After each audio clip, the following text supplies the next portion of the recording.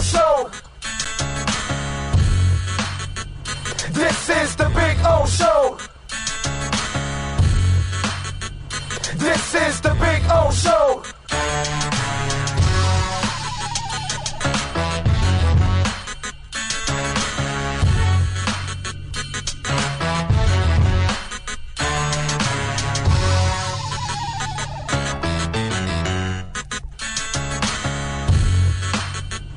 This is the Big O Show. This is the Big O Show.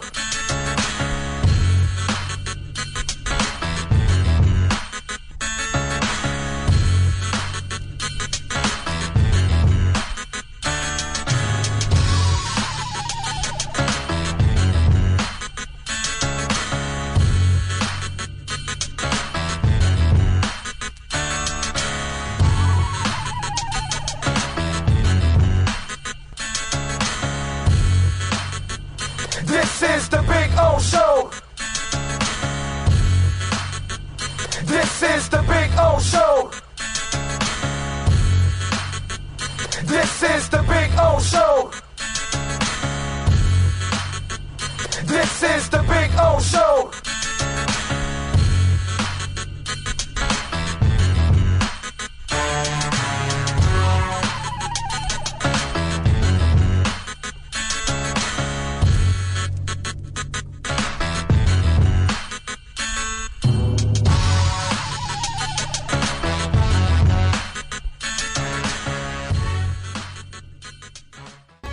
Big O, we told you we ain't playing no games, man.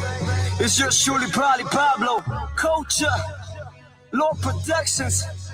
Good morning, South Florida. This is the Big O Show. You're tuned into the Big O Show. This is the Big O Show. This is the Big O Show. Yo, you tuned in to the hottest sports radio show with Orlando, a.k.a. the Big O. He covers all the South Florida teams, from the Dolphins to the Heat, well, you know what I mean. Monday to Friday, Friday Pablo in the Big O Show. O's on the radio, the top's where we gonna go. Miami, that's the way we roll. Locked on the morning show, we go. No one has a similar show. Talk sports, talk plays, talk live and direct, because nobody do it better than Big O in the set. From sunrise, it's alive, it's the best of the best. He's got the fans, got the heat, he's the best of the best. Big O, the only talking sports with a style.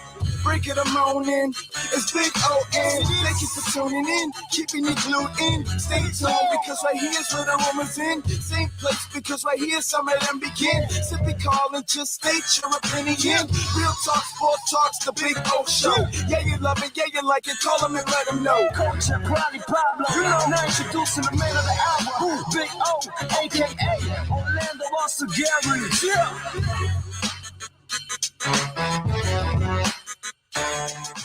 Good morning.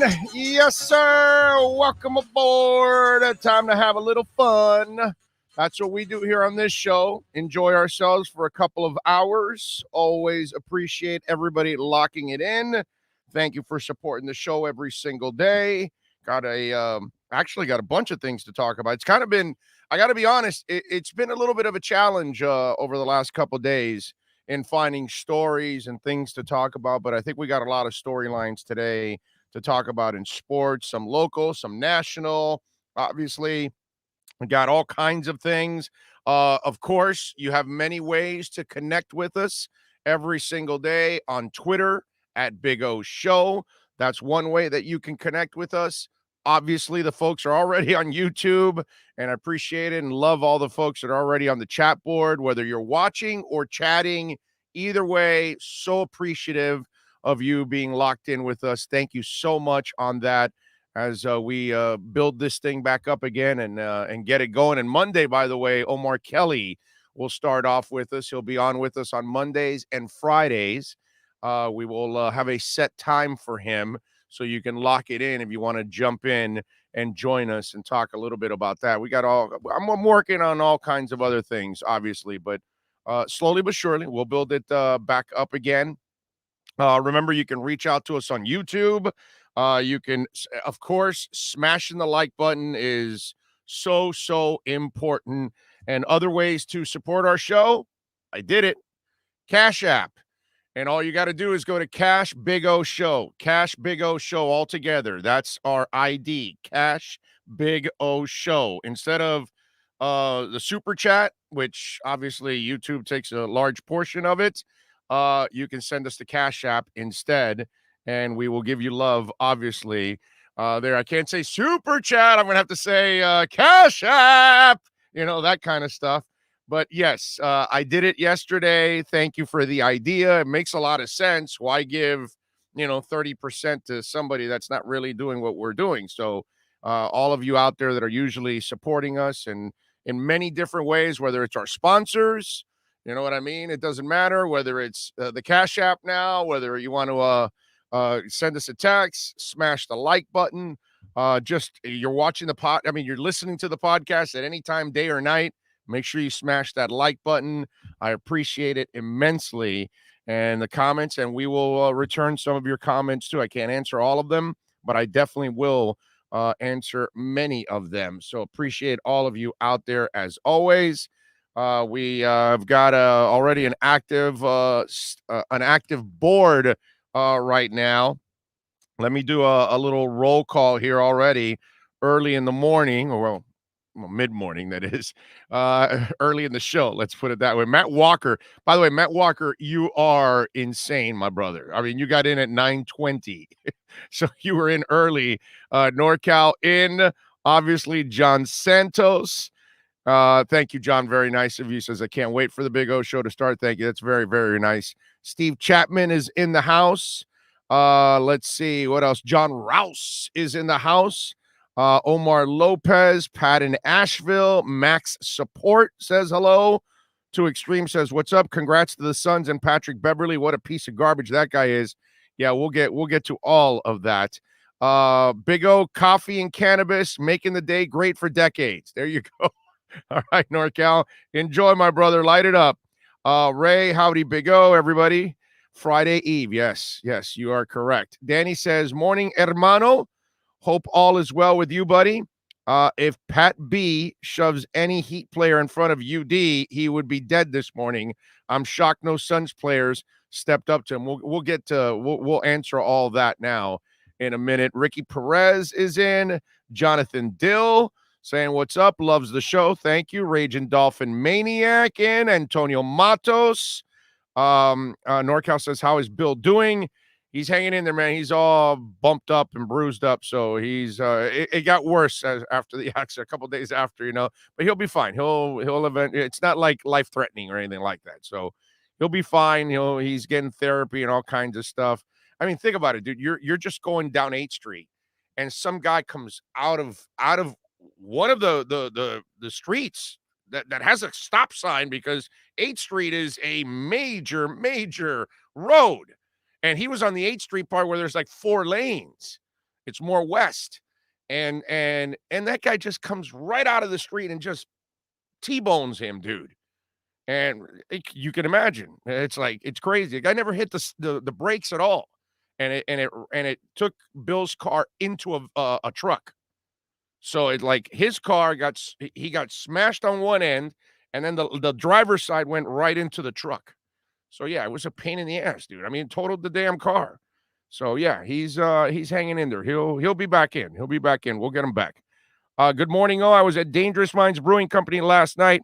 Adam says to say hello and give him a call. I will. I'm going to go visit them, actually. So thank you, Jay. I appreciate it. I got so much going on. It's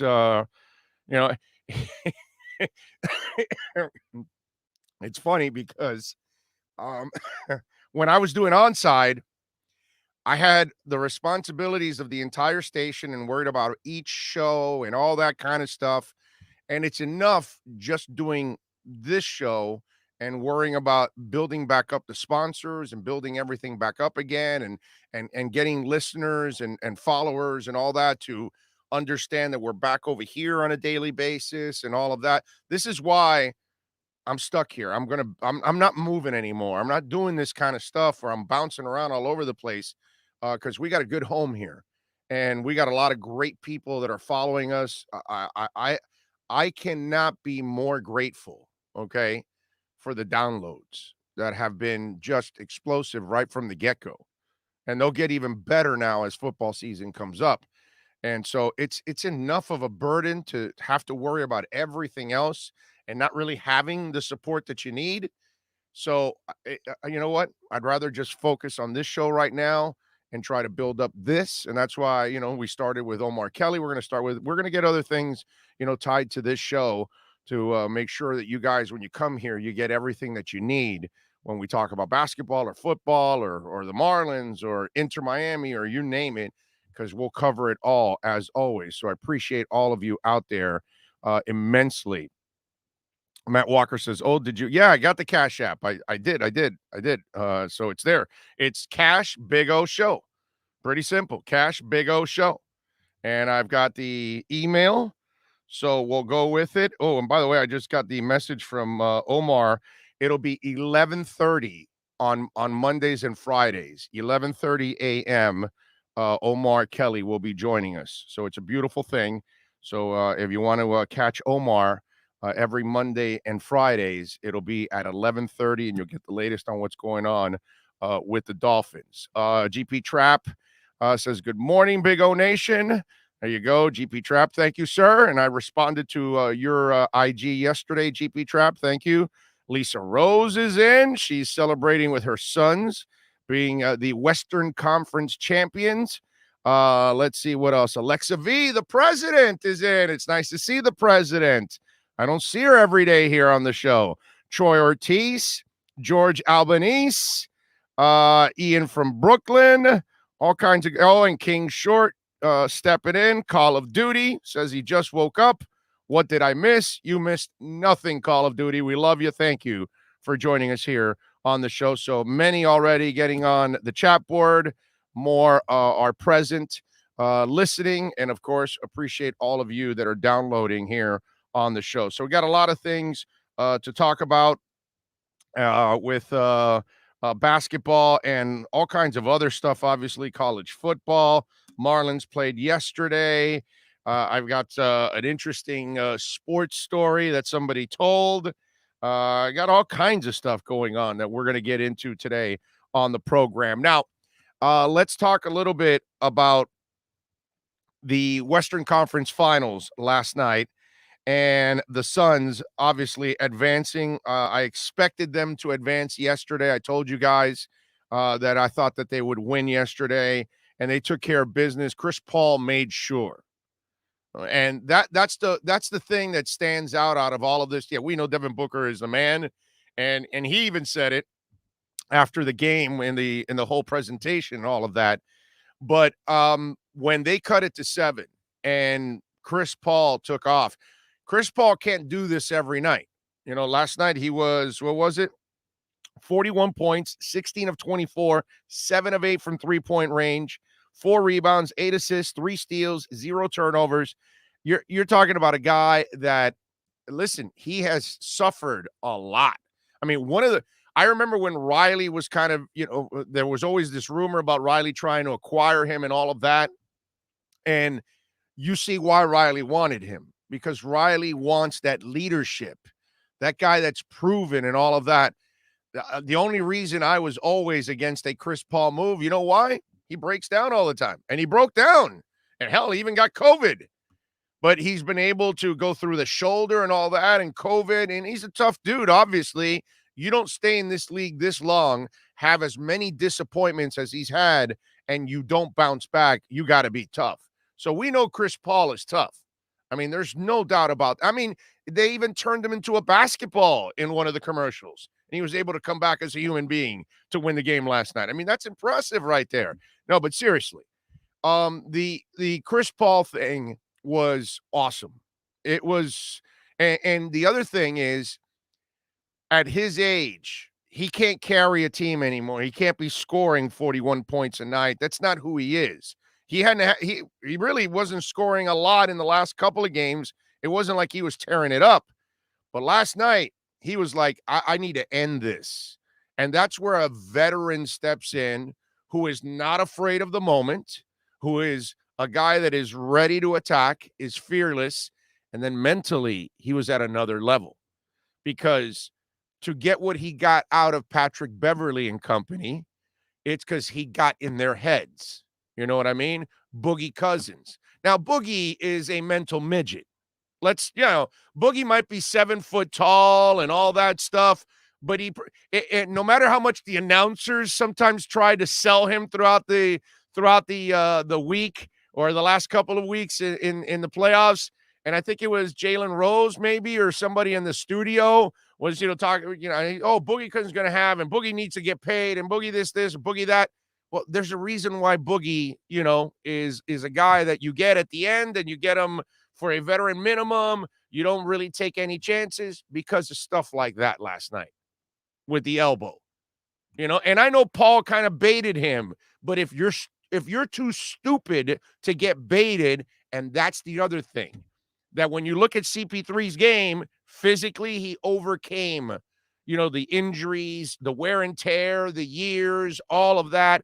Athletically, he showed you that he can still do it, obviously, but then mentally, he took it to another level.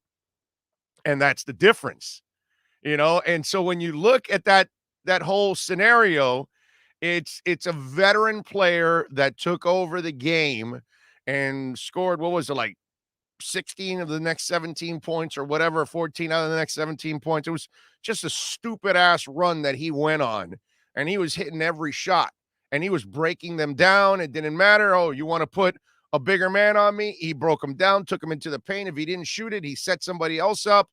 I mean, it was a surgeon at work picking them absolutely apart. Okay. And so that's where I give, the Suns a lot of credit. Hey, this is a game where I don't know if people realize it. Booker, I think he was like 1 of 7 from 3-point range. He only scored 22 points. It wasn't like he went off, because Chris Paul was the guy that really went off and led them to like, okay, I got to end this now, because this becomes a real positive for the Suns. Because think about it, tonight is game 5 between Atlanta and Milwaukee.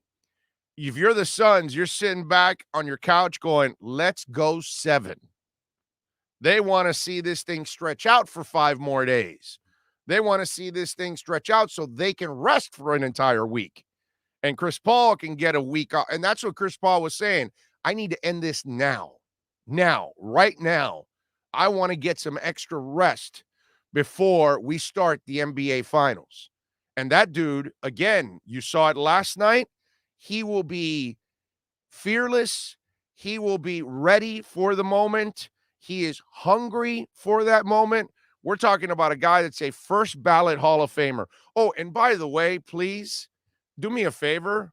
Stop reminding me, I guess there's a lot of stupid people in this world.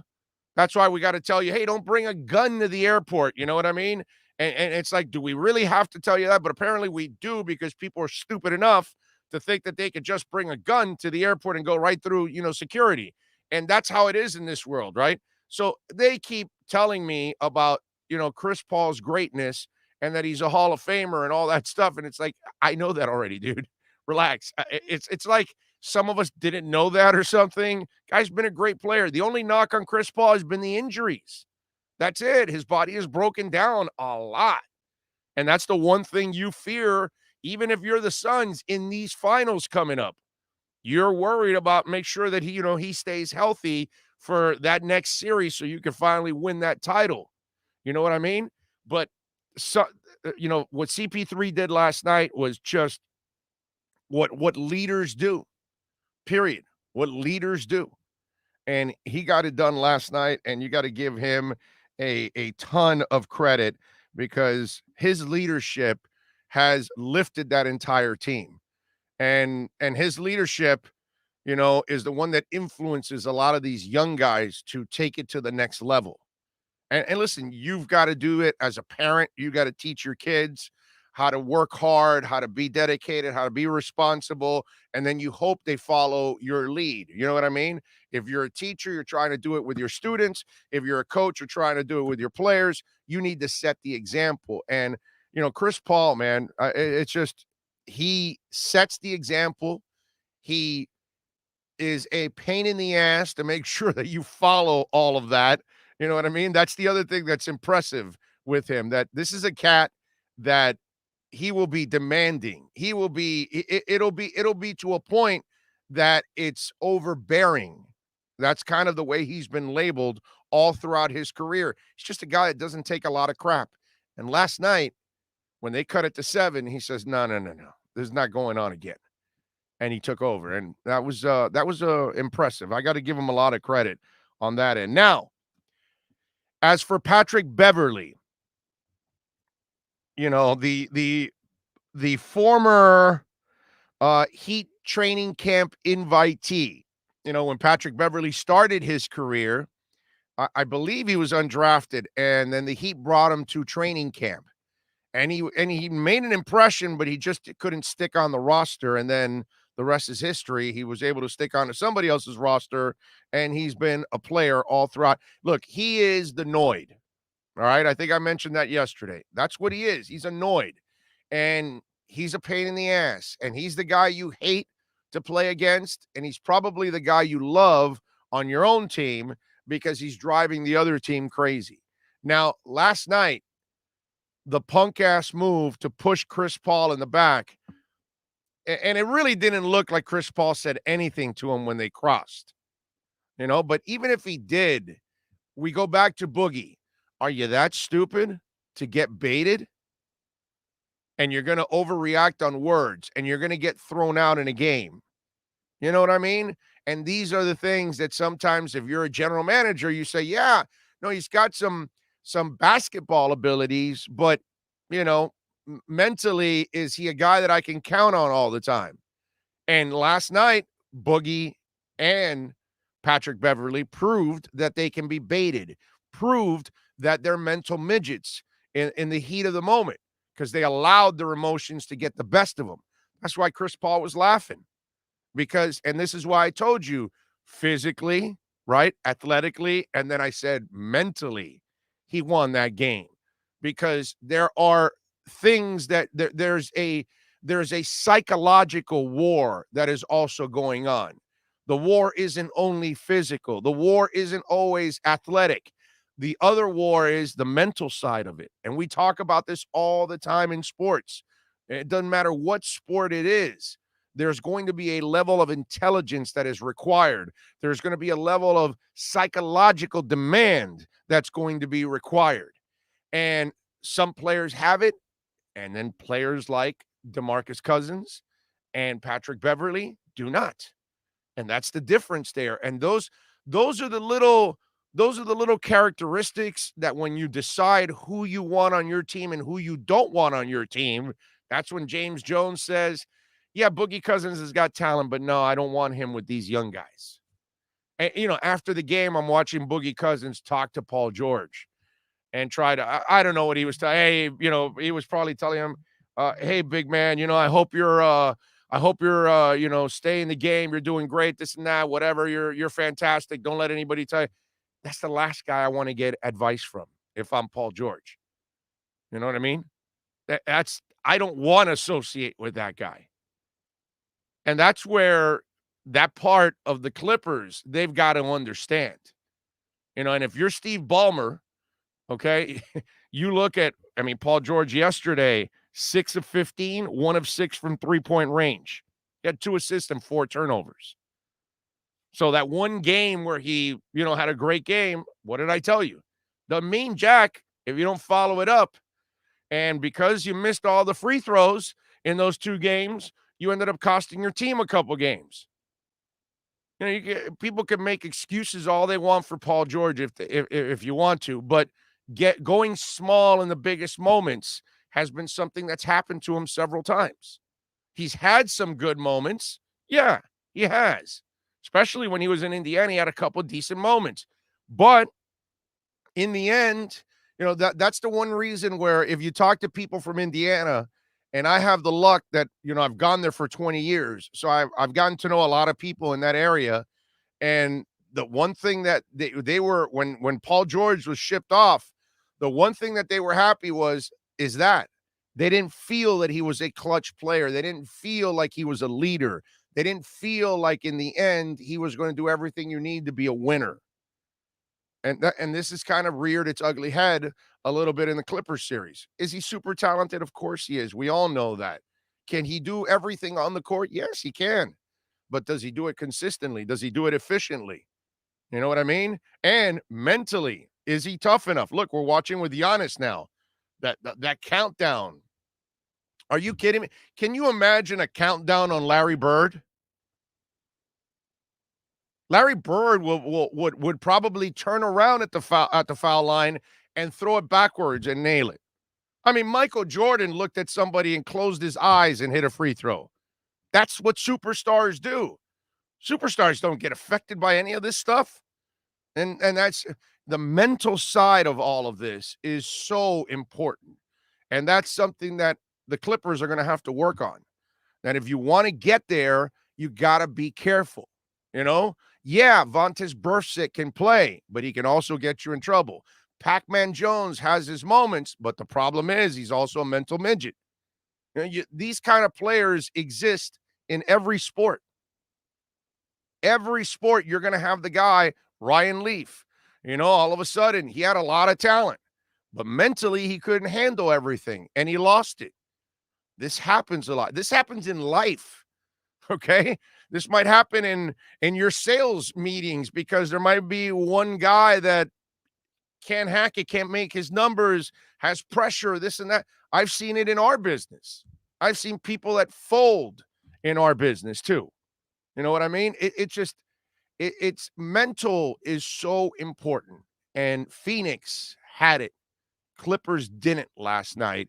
And when you're led by guys like Paul George, in one sense, a different type of mental case, compared to a Boogie Cousins and a Patrick Beverly, you get what you sow. You know, you reap what you sow, as they say. And if I'm the owner, that's one thing that I'm looking at and going, you know, guys, maybe we need to kind of change certain things here.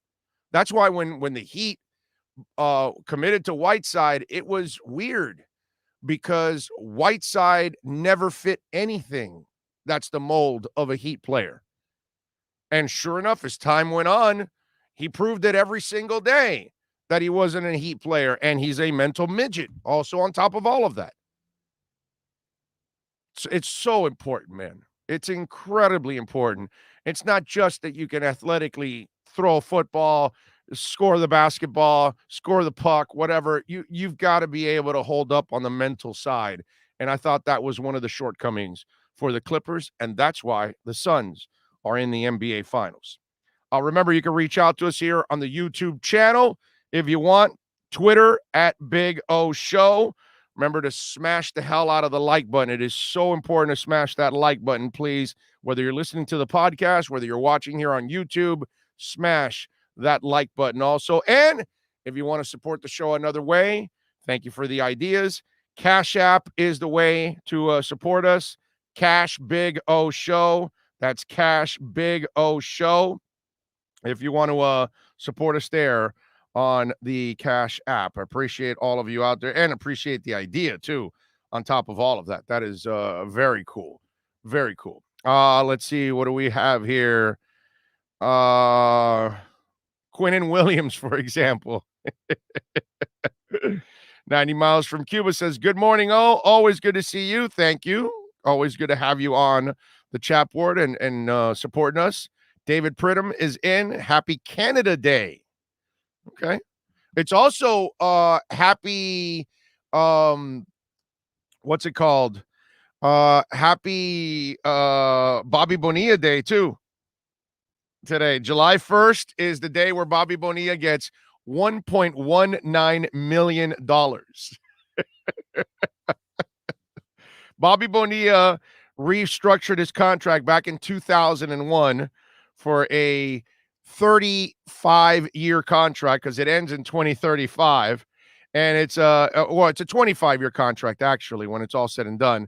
But his last year in the majors was 2001, and so they renegotiated his contract to pay him $1.19 million.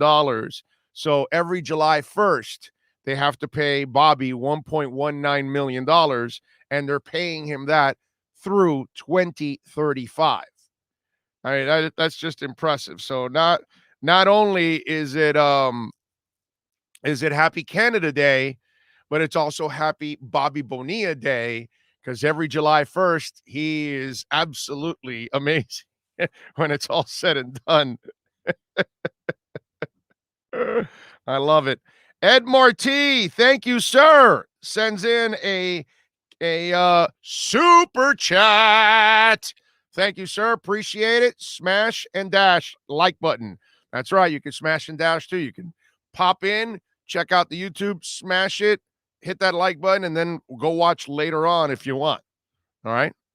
And remember, you don't have to use now the super chat. We can go with the Cash App, which is much better. So we don't give the money to YouTube. We can get the money ourselves and help the show out.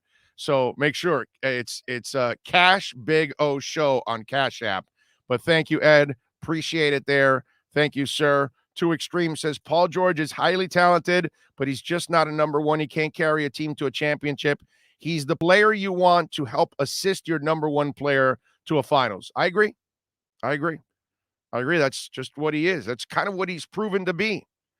And I'm not downing George. I'm not downing George because he lost, but that's just what he was with the Pacers and now with the Clippers. Exactly. And that's what a lot of people in Indiana felt. Like he was the number one guy, and he really wasn't a number one. He was more of a number two. And listen, they have a little experience over there, right? Because, they did see Reggie Miller play there. So they know what a legitimate number one actually looks like. And unfortunately, that's, it's an excellent point on Two Extremes' part. It's just he's not a number one. He's a number two. He's a Robin. He's not a Batman. You know what I mean? That's just the way it is. But, yeah, happy Bobby Bonilla Day. Happy Canada Day for all the Canadians that are listening to us. And, of course, any of you that are watching us here on the YouTube channel. I appreciate that. Andres Orozco says, what's up, Bo? What's up, fam? Happy for CP3. It's been long overdue. Patrick Beverly and Cousins are sore losers. Yes, they are. Yes, they are. There's no doubt about that, man. It's sad. It really is. So Suns win 130 to 103. They win 4-2 in this series. They now await the winner of the Atlanta-Milwaukee series. The other thing that came out of that game is Steve Ballmer. And Steve Ballmer, this is one weird dude, isn't he? That celebration where he's grabbing the guy's legs and their thighs and all this, and he's got to be the worst celebrating owner in the NBA or in the NFL, Major League Baseball, hockey, MLS, you name it. I mean, is there a bigger goofball than Steve Ballmer? I get it, he's super rich and God bless him, and he did great by buying the Clippers off that stinking racist piece of crap. More power to him and all of that. But my Lord, he is just an absolute goof every time he's trying to celebrate. I mean, it's painful to watch. He's like the white guy that really never should be on the dance floor, right? Because if he goes on the dance floor, everybody's going to be laughing inside, because obviously they don't want to laugh outside to the billionaire, because usually if he's at a party, everybody's probably trying to kiss his ass and get a loan. But, I mean, think about this. Steve Ballmer is, wow, I don't know if I've seen a bigger goofball in his celebrations. He's really better off kind of being, like Mickey Harrison, just stay composed. You know what I mean? Be cool. Mickey Harrison is like super cool when they win. And he's not going all crazy and acting like a goofball, You're a billionaire, dude. You've actually accomplished bigger things than winning a championship. Being a billionaire is probably a little bit more impressive. You know what I'm saying? Like, okay, great, your team won. Chill, man. You got to celebrate with class. Since, you're going to look like an ass, you're better celebrating with class. You know what I'm saying, Steve Ballmer? I mean, that is one absolutely weird dude. Wow. I mean, but again, luckily he's a billionaire. And when you're a billionaire, I guess you can get away with some other things, but man, that was like the weirdest thing. He kept grabbing thighs, and I'm like, what kind of a celebration is that, dude? What the hell is that? What does that mean? You ever heard of high fives? Right? You ever heard of a fist pump or something? You ever heard of just holding up your hands like, yeah, or some just simple. Just keep it simple, Steve. That's all. There's these gyrations and there's this movement, and it just looks like the awkward goofball. Just, look, Steve, you look like a great dude. You obviously are a passionate owner, which is great for Clipper fans. You want to win, which is great for Clipper fans. You want to build your own arena for the Clippers, which is fantastic. It's a lot of good things to talk about with Steve Ballmer. His celebrations, that's not something I want to talk about. That's not something I want to watch. Okay? Maybe what we should do is when we capture the enemy, we roll a tape of just Steve Ballmer celebrations. That's all. And then we just watch them cringe. And I'm talking about the evil people, the terrorists and all that. We just watch them cringe to the point that they're so embarrassed that I'll tell you anything I want. Just take off Steve Ballmer, please. Because I think Steve Ballmer could probably convince people to talk just so they don't have to watch. Because really, seriously, you watch him, every time you watch him celebrate, don't you feel uncomfortable? Like, wow, dude, that's odd. That's a weird celebration. What is that guy thinking? What's going through that guy's mind? That kind of stuff. That's every time I see him, it's cringe-worthy every time his celebrations come out. Steve Ballmer. Love it. All right, reach out to us here on the chat board, on the YouTube chat board. Remember, Twitter also is another way you can reach out to us if you got any questions or comments on Twitter at Big O Show. Follow us there also at Big O Show. And appreciate all of you out there. Do you think Tyler Herro can turn it around next year after the sophomore slump? Well, I don't know if you guys have heard about what's going on with Tyler Herro, but not that this is a surprise, but reports are that he and Katya Elise Henry have broken up. Apparently, she even liked a post about cheating. So there's mentions of maybe Tyler cheating on her. And remember, she's pregnant. And so they broke up again. I think this is like the second time that they break up. And it's one of those things where, listen, I hate to be absolutely cynical, to be honest with you. I can't stand, I don't want to be cynical, but this business has made me cynical for 30 years. So it's hard for me to sometimes, be so positive about certain things when I think they're kind of obvious what it is. And I think I've mentioned it in the show before. It's like, I never really thought that this was, not that I'm hoping for them to break up, but we've all seen Young Love, you know what I mean? We've all witnessed the person that has incredible success early on and then ties themselves right away to somebody. And then that somebody is definitely not the person that, because you learn about love down the line. You know what I mean? And I don't know if Tyler Herro necessarily knows about love right now at this point, or commitment, or being in a relationship, or any of that. And Katya Elise Henry as an IG model who's gone out with a couple players. Again, you just worry about where the motivations are for her. You know what I'm saying? She's a beautiful girl, got an incredible body. I get all of that. She's smoking hot. And, Tyler Herro probably had never had a piece like that. You know what I'm saying? And it's kind of like, for those of us that are guys, okay? Because I got to exclude the ladies that are watching at this moment from this conversation because they don't experience this. But we've all witnessed the guy that probably never got laid. And then the first time he gets laid, he kind of like falls in love with the first, one that he hooked up with. And it's like you try to help him, like, yo, slow down, bro. Slow down. Like, experience others. So you know what the feeling is like, because this is not the only heaven. There might be others. You know what I mean? And they blindly go into something that they make an incredible mistake on and those kind of things. And I hate to be cynical, but from the second seriously, everybody on the chat board, did you look at Tyler Herro and Katya Elise Henry as the perfect couple that is going to be married for a long, long time? Probably not, right? It doesn't. Put it this way. I think we look at Katya Elise Henry and Tyler Herro a little different than when we view, let's say, Prince Harry and Meghan Markle, let's say, right? Because you view those two and you're like, yeah, that looks like a real relationship. Forget the money, forget the royalty, forget the fame, all that stuff. I'm saying the two human beings. That looks like a real relationship.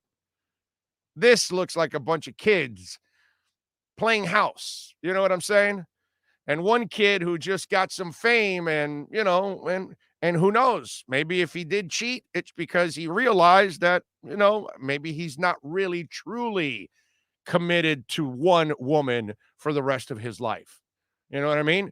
For either side to commit to one person for a lifetime, that's not an easy thing to do. It's not so it's a lot easier said than done. You know what I mean? Hey, listen, for the kids' sake, maybe they both wake up and they both figure it out or something along those lines. But reports are that Herro and Katya Elise Henry have broken up. And as for Herro bouncing back, I don't know yet, man. Remember the conversation we just had right now about the LA Clippers and mentally. I got to worry about Tyler Herro right now mentally because he's young and he had some success and he couldn't handle the success.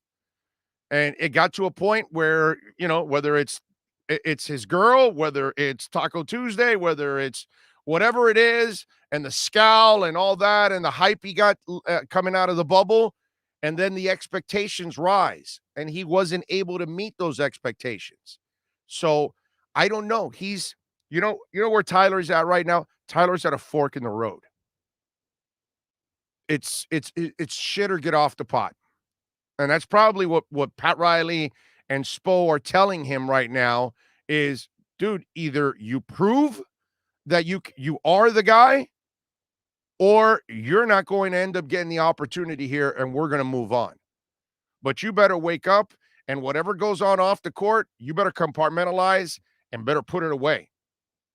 Because you need to play the game the right way. You need to play with us. You need to improve. You need to be one of our leaders. You need to be one of our best players. I'm sure this conversation has already been had with Tyler Herro at the end of this season. Riley's not going to BS with that kid. He's going to tell him what he needs to get done. So I don't know because I don't know enough about this kid. None of us do. Played 1 year in Kentucky.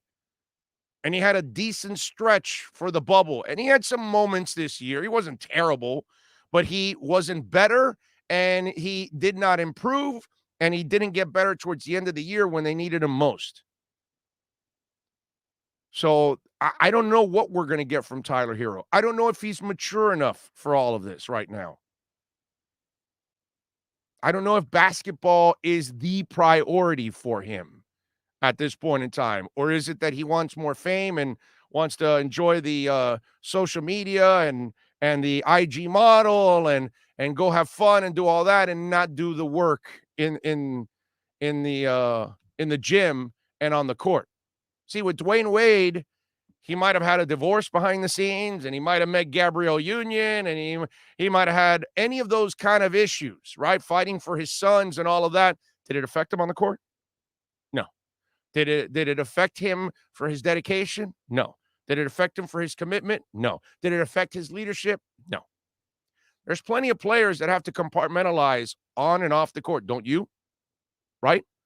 You go to school, you teach, you got issues at home, you got issues with bills, you got issues with this, you got to go sell your cars, you got to go sell plumbing, you got to go sell whatever, you got issues at home, everybody's got issues, dude. Everybody's got problems that they've got to deal with, but you can't bring them to work. And that employee too, that coworker of yours that is constantly complaining about something and not worried about what they're doing in their job at that moment. And you see it. And maybe that's Tyler Herro right now. So I can't answer that question. I don't see, I have confidence that Tua will be better this year because Tua's not worried about IG models. He's not worried about Taco Tuesday. And he's not worried about the small amount of success he had last year because Tua has bigger fish to fry. He wants to be a champion. He wants to be the best. That's his ceiling. And so he's not going to stop working to be the best. So the mentality from Tua, I already know, is light years ahead of Tyler Herro. So I can go out on a limb and have way more faith in Tua than I can in Tyler Herro. That's kind of the way I would explain it. Christian Wilkins. I have a lot of faith that professionally that guy's going to be committed. And he's a fun guy to be around. He's got a great attitude, all of that kind of stuff. But when it comes to lining up and being a football player, all he's done is gotten better every single year. You know what I mean? There are certain guys that give you that. Bam brings it, dude. He works hard. Now, we want him to be a little bit more. We don't know if he can be, but it's not from a lack of professionalism or character or any of that kind of, or dedication or any of that. We're kind of trying to see if he can have that extra gear where he raises his offensive game, in key moments and becomes more of a more greedy and things like that. But it's not because he lacks character, lacks dedication, lacks leadership, lacks commitment, all of that kind of, no, none of that is an issue for Bam. So I am all in with Bam on all of that kind of stuff. So when you ask me about Tyler Herro, it's really hard for me to feel confident that he's going to come out of this. Now, can he? Hell yeah, he can come out of this. But he's got to grow up, man. You had to grow up. I have to grow up. Although I really haven't grown up. Some of you all have, but I haven't. I just haven't grown up yet. One day I will. One day I will. Who is the first for a Cash App? Ray Grullon. Ray, thank you, sir, on the Cash App. I appreciate you, man, as he's sending it in. Thank you, sir. Man, that is very nice call by you guys yesterday with the Cash App. That is a really smart one. Thank you very much on that one. And again, if you want to support the show on the Cash App, it's Cash Big O Show. That's it, Cash Big O Show, all one word. If you want to support us there, it's better than the super chat. So that we appreciate it if you can. Thank you, sir. Alex Diaz says, good afternoon. I'm really happy for CP3. He deserves this shot. A class act in the NBA for sure. Yeah, I'm with you. 90 miles from Cuba says, speaking the truth as always. Thank you. Let's see. CP3 definitely does.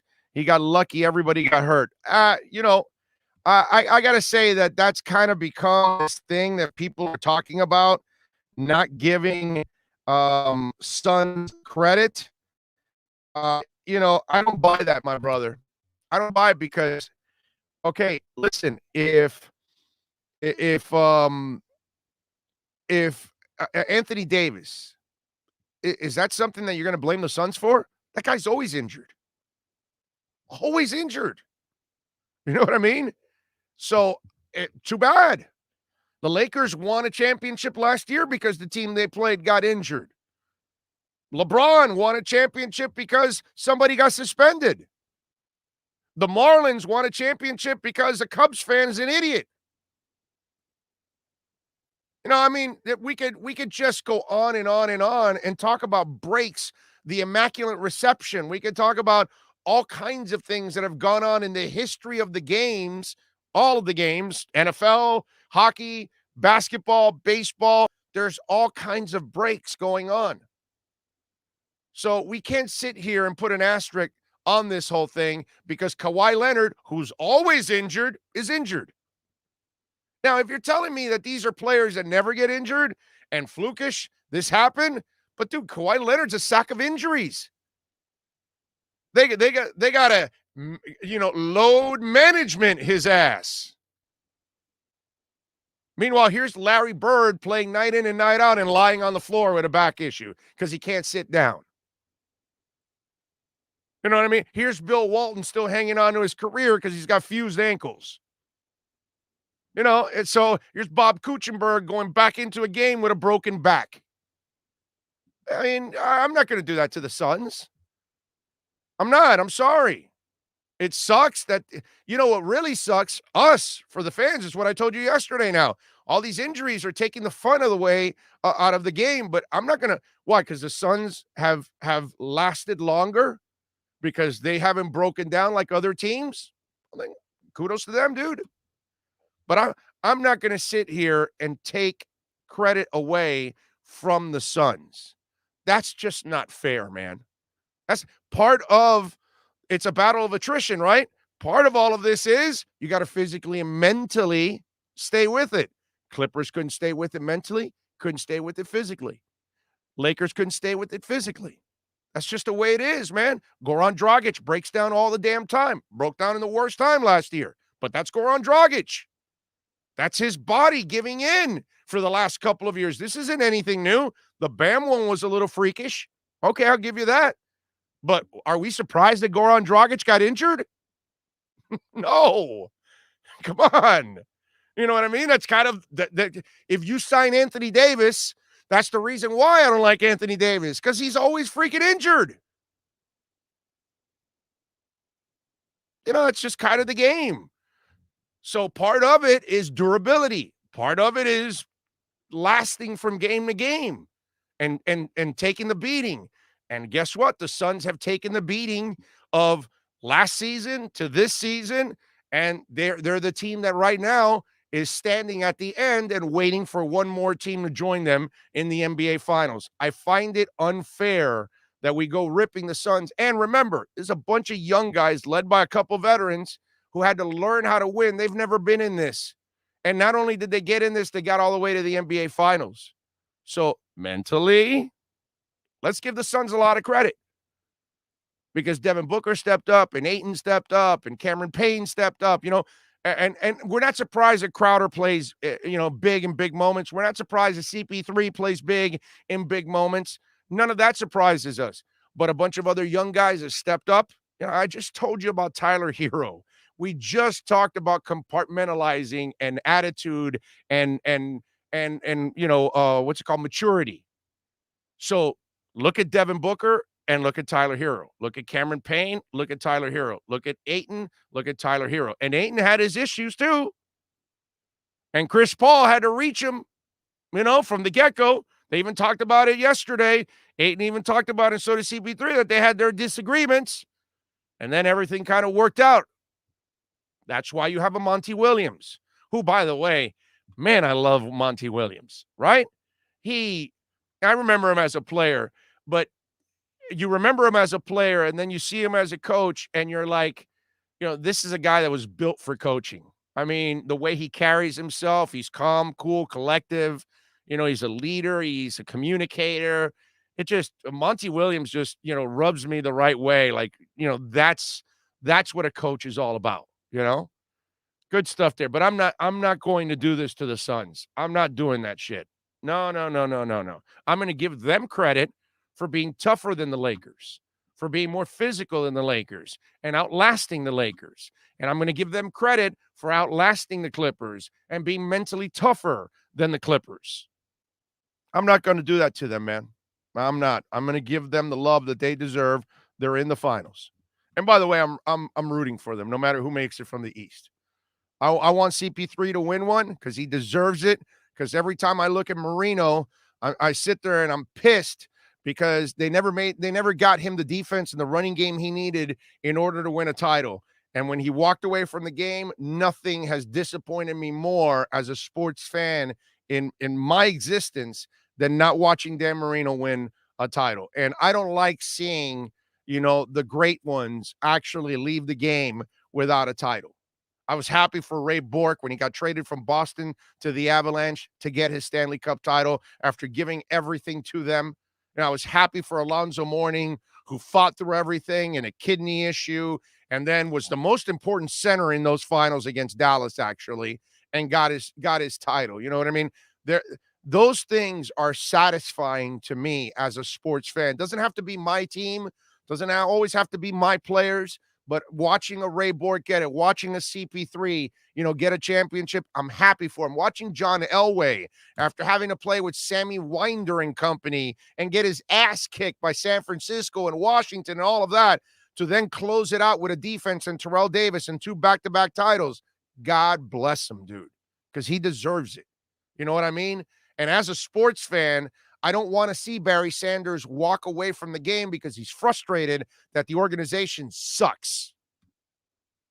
That's unacceptable to me in every way, shape, and form. So as a fan, I'm happy for CP3. I want him to win. He deserves to win. He needs one of those. And when Atlanta gets there, whatever. Eventually, I know I'll root for Trae Young down the line. He's so young, well, hopefully he can get there again and I can root for him. But for right now, the sands of the hourglass are running out right now for Chris Paul, and I'd like to see him get that one. I really would. Weapons X United chiming in from Atlanta. Good morning, Miami Nation. Too Extreme says, Tyler is way too consumed with his little fame and glam. I don't trust him to succeed for us. He'll have to do a complete 180 on his game and maturity. Amen to that. Orozco says, LOL, Mike facts. Okay. Dwayne Wade is such a freaking legend. Yes, he is. Yes, he is. Yeah. Dwayne Wade kept his BS outside his profession. That's what pros do, dude. That's what pros do. That one of the most impressive things I ever saw in sports was Cam Newton in Auburn, because you're playing in the SEC.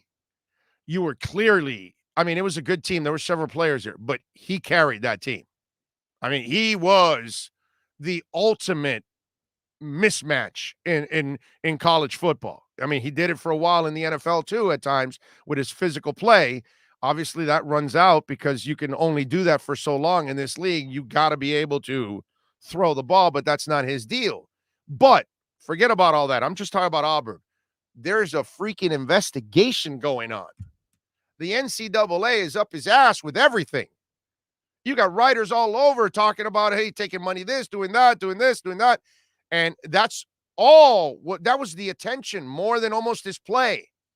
And he had to compartmentalize being investigated, the possibility of him being found guilty, and then the team taking a hit and all that. That's all on his shoulders. And yet he fought off all that media. He fought off all that attention. And he went on to win a national title for Auburn. Super impressive. Okay?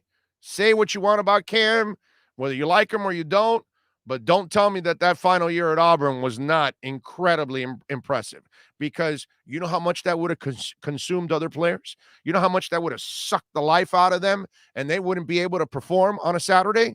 A ton. Most. Very few can do what, Cam Newton did. But that's part of being a professional. That's just part of it. You think the mechanic, when you drop off your car, you think that guy doesn't have problems at home, problems with bills, problems with his business, whatever, but he's got to work on your car and he's got to do a great job because he's got to maintain his reputation. He's got to compartmentalize. It's part of the game, man. Part of the game, mentally. It's been kind of a subject here on this first hour, huh? Little mental action. Let's see what else. I forgot Crowder back-to-back finals with different teams. Oh, has that ever happened before? Yeah, I'm sure with different teams. Maybe Robert Ory pulled something off like that. I'd have to look it up, but I wouldn't be surprised because he went to the finals with so many teams. Because I got to think of guys that bounced on a couple of teams. You know what I'm saying? There was it Lonnie Smith?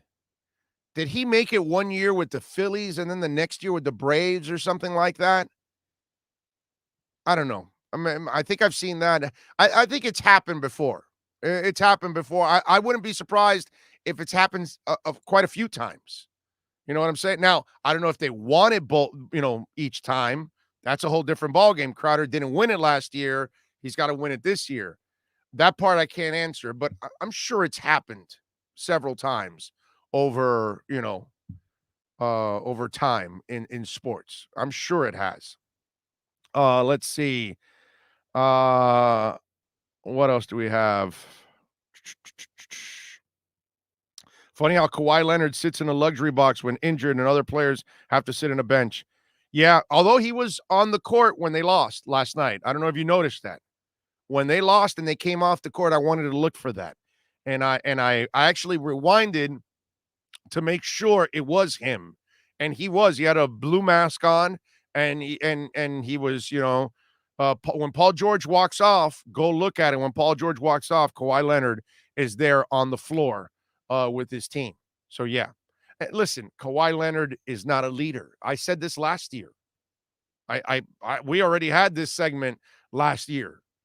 I told you he exposed himself last year. He's a great player, but he's not the guy that's going to rattle cages in the locker room. He's not the guy that's going to motivate, other players. He's just a guy that goes out there and plays the game the right way, plays it all out, okay, and sets that example. And he's clutch, and he's just a fantastic defender. His IQ is amazing, all of that. The only knock on Kawhi Leonard is his body's fragile. That's it. That's all. His body's fragile. And I hope he doesn't get mad with that. I hope he doesn't get mad when anybody tells him that, because those are the facts. That's the only knock on him. And the other thing is he's not a leader. You don't acquire Kawhi Leonard to lead your locker room. You acquire Kawhi Leonard to lead your team on the court, period. That's it. He's not Chris Paul. He's not LeBron James. He's not Dwayne Wade. He's not Alonzo Mourning. He's just not any of those kind of guys. He's not Donovan Mitchell. He's just not that. He's not wired that way. It's just not who he is. All right, let's take a quick break. Give me 2 minutes. Take a little water break, and we will be back for hour number 2.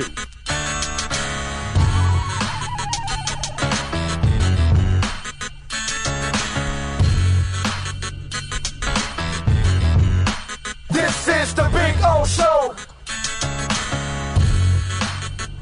This is the Big O Show.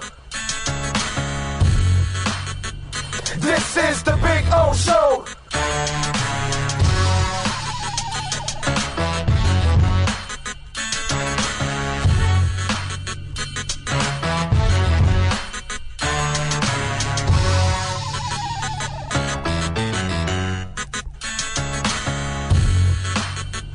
This is the Big O Show. This is the Big O Show.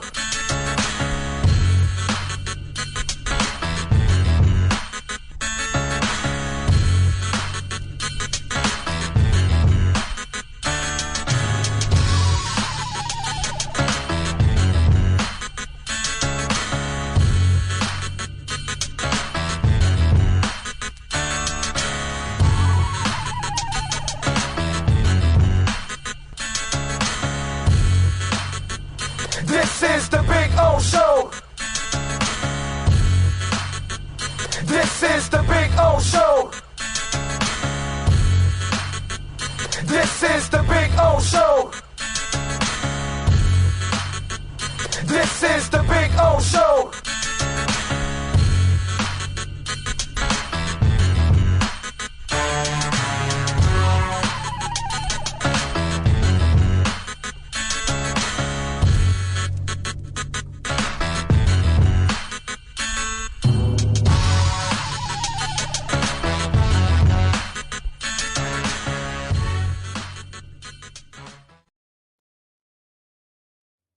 There we go. I had the wrong mic up. All right, we're back. Having some fun. Hour number 2 on the program. We do want to remind you, Omar Kelly will start with us on Monday.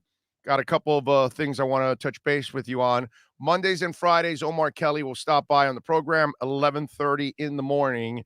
Every Monday and every Friday, we talk Dolphins football with him. Of course, it'll all be podcasted. So if you missed the Omar Kelly interview audio-wise and all that, or video, you can go back to YouTube and watch it. You can obviously check it out on the podcast. We individualize that podcast as always. So you will get the whole podcast. You will get the hours separately, and then interviews and some of the rants and all that kind of stuff that we do every single day. So you'll have all of that. The other thing is sharing on the show and supporting the show. You want to get in on the YouTube chat board. You got any questions, comments, insults, all that good stuff, please use the YouTube chat board. Also, don't forget to smash the like button. So let's raise that number there for the like buttons. Please smash the hell out of the like button, because that is so important on the podcast, here on YouTube, you name it. Please smash the like button and make sure you follow us. And Cash App, okay? We have the super chat, which, by the way, Hank Goldberg's left nut just sent me one.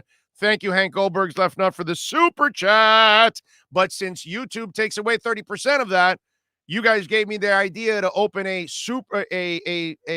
Cash App account, and we opened the Cash App account. Really easy to support the show that way. It's Cash Big O Show. All together, Cash Big O Show is our ID. So if you want to support the show that way, you can also send it in on the super chat, like Hank Goldberg's left nut did. And he says, Big O, just found out about you being back here. Sorry about outside, but I love the freedom you have here. Best of luck to you. Thanks for making the early days of COVID lockdown bearable here. Thank you, my brother. I appreciate you. Thank you. Thank you very much, Hank Goldberg's left nut. Appreciate you, man. And it's nice to have you back on the chat board. It's always interesting when I have to, go to a question and Hank Goldberg's left nut says this. It's just hard to do it with a straight face. I gotta say. The perfect team for Kawhi was the Spurs and Coach Pop. That was a perfect fit for, of course. Let's see. Duncan, Ginobili, and Parker, all three leaders. Popovich leader. Kawhi only has to play. By the way, hold on a second. I'll top it with you. Toronto was a great place for him because Lowry was the leader of the team. You had a terrific head coach in Nurse. You had Usai Majiri, one of the best GMs. You had a culture of winning already because Toronto's a damn good franchise. They got an incredible fan base, one of the best fan bases out there. They packed the stadium and they packed Jurassic Park, and the place is awesome. So the leadership, the commitment, all of that was already in place. All Kawhi had to do was go play. Toronto was actually an ideal spot for Kawhi Leonard. It was just absolutely beautiful. On the leadership side, it wasn't nearly as legendary as it is with the Spurs, but all the leaders were already in place there, man. Yeah, man. They needed the star to help them on the court, but they didn't really need leadership at all. Zero. Okay? Zero. They had several guys on that team that brought leadership to the table. They didn't need Kawhi's leadership. They needed Kawhi's points and rebounds and steals, and defense. That's what they needed from Kawhi, and that's what they got. So not only was San Antonio ideal, perfect, all of that, so was Toronto. The problem with the Clippers is there isn't that leadership. There isn't that foundation. You know what I mean? So that's the issue there. They lack that. When you're counting on Boogie Cousins, that's a problem, dude. That's a problem. And I mean, let me tell you something. I cringed. I absolutely cringe at Boogie Cousins having a little success. Not that I wish it against him. Don't get me wrong here. Follow me on this, okay? This is why I cringe with Boogie Cousins having success, because he might end up in the Heat. Because they're all talking, oh, this man needs to get paid next year. And I'm sitting there cringing going, no, Riley, no, Riley, no, Riley, no, no, no, no. Don't sign him. You know what I mean? I'm almost at the point where I don't want Kyle Lowry either. He's 36 years old, bro. It gets to a point where you gotta let go of the old already, man. You gotta find the new. You gotta find the younger. You gotta go develop something. You keep adding another old body. it just kind of, and then when I see the whole Boogie Cousins thing and he's been linked to Miami in the past, I'm like, no, no, no, no. I, it's not that I wish anything bad against him and I want him to fail or anything. I just fear that Pat Riley might be interested in Boogie Cousins because he thinks, oh, he's playing pretty well now. Yeah, that's not a signing I would look forward to. It's not the kind of signing that I think Miami needs to get over the top. You know what I'm saying? I don't need that guy sitting next to Bam every day.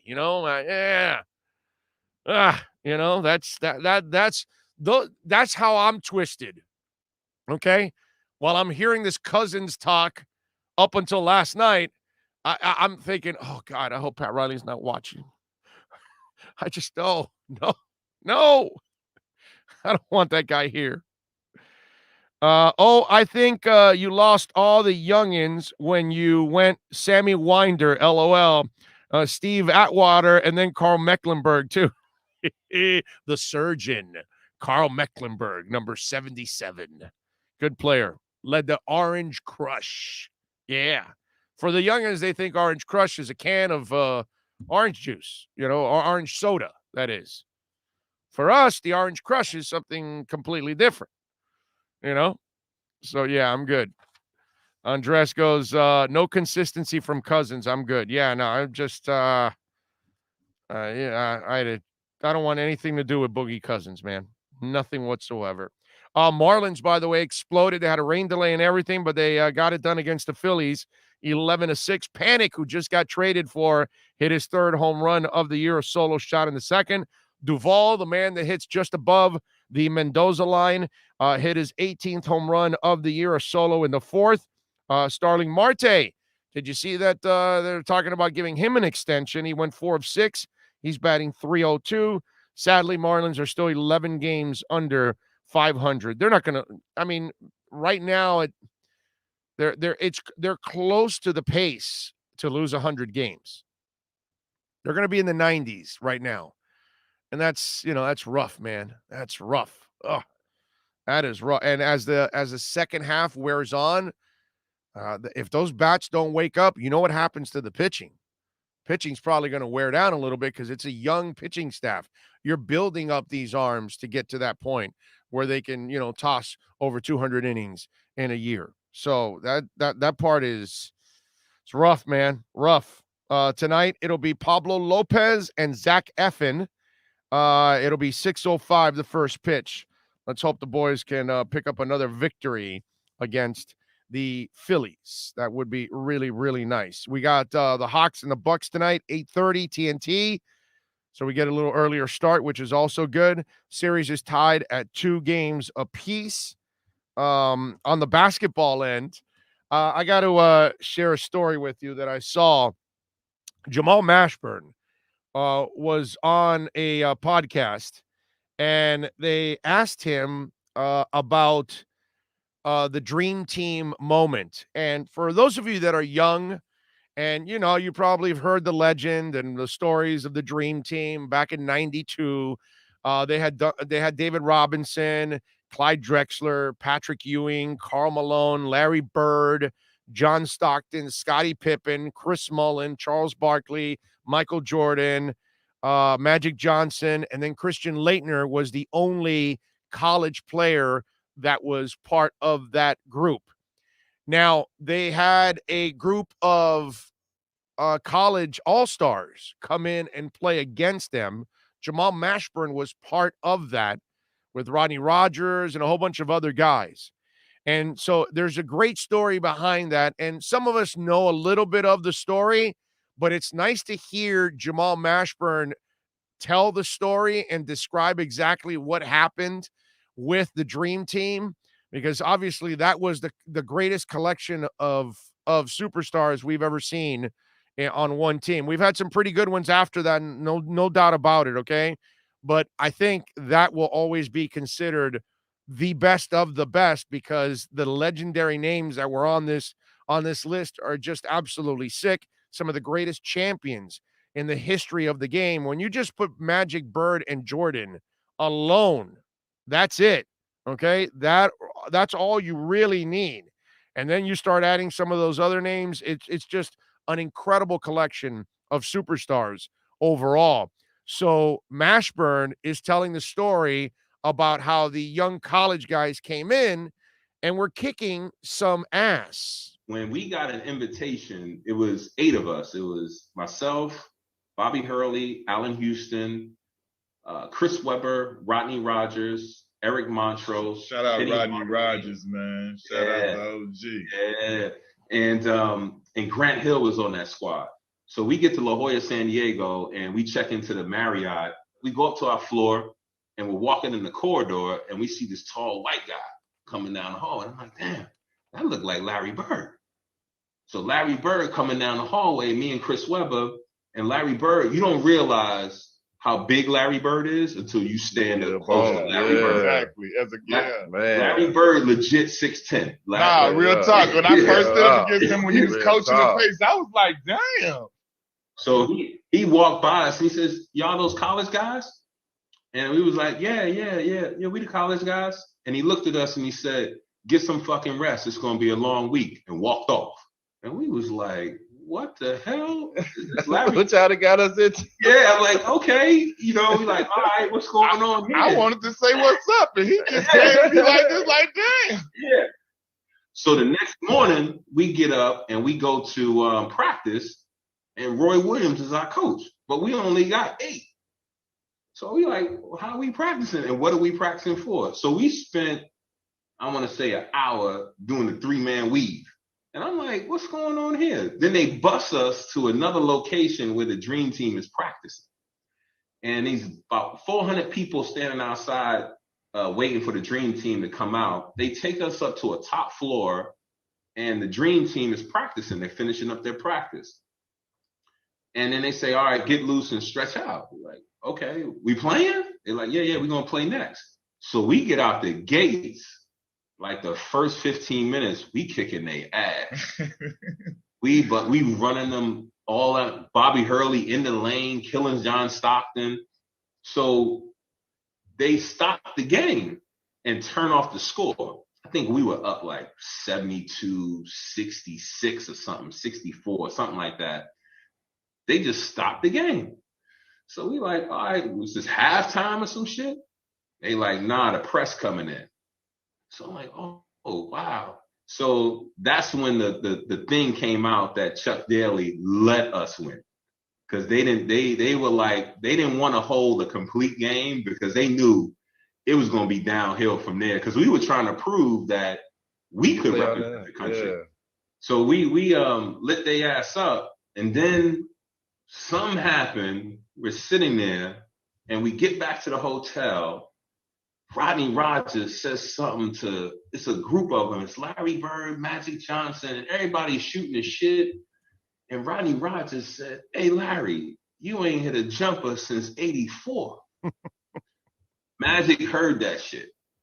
And we ain't think nothing of it. The next day we came in, and I never seen this. And this one I was like, this is a different breed.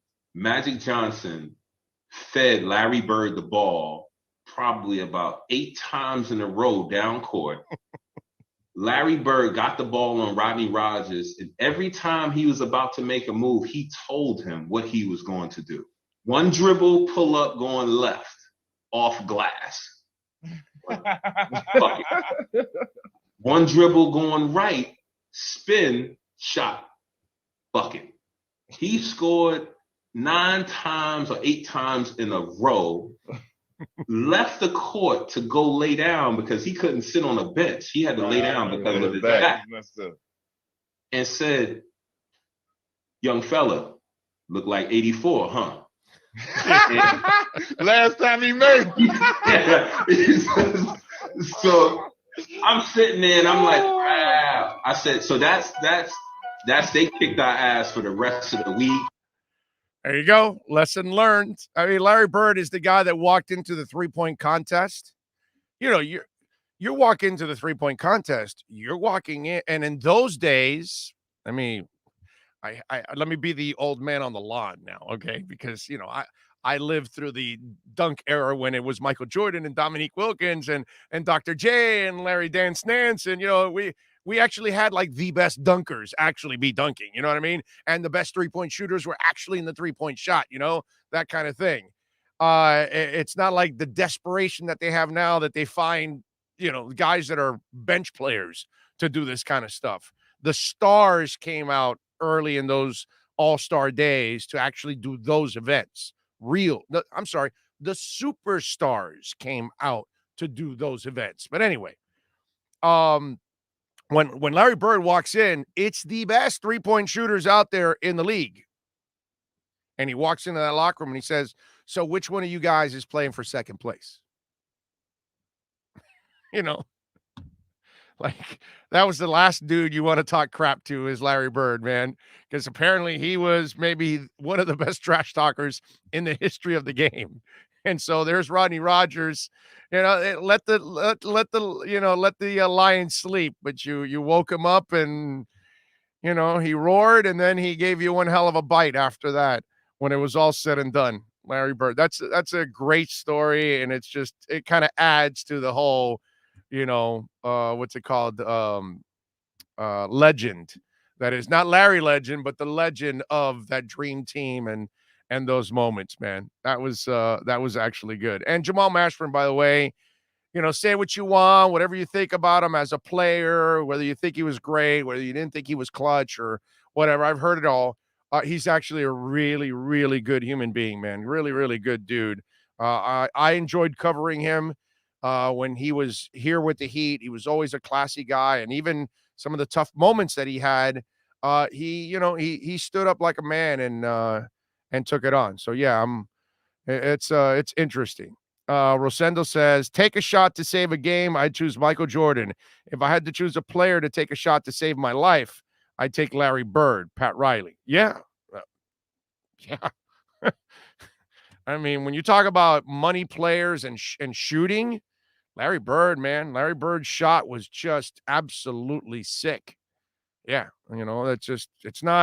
That's not a story for young people out there. That's not some legend that grows and grows and grows as time goes on and we're just expanding the lie. No, Larry Bird was a flat out badass in every way, shape, and form.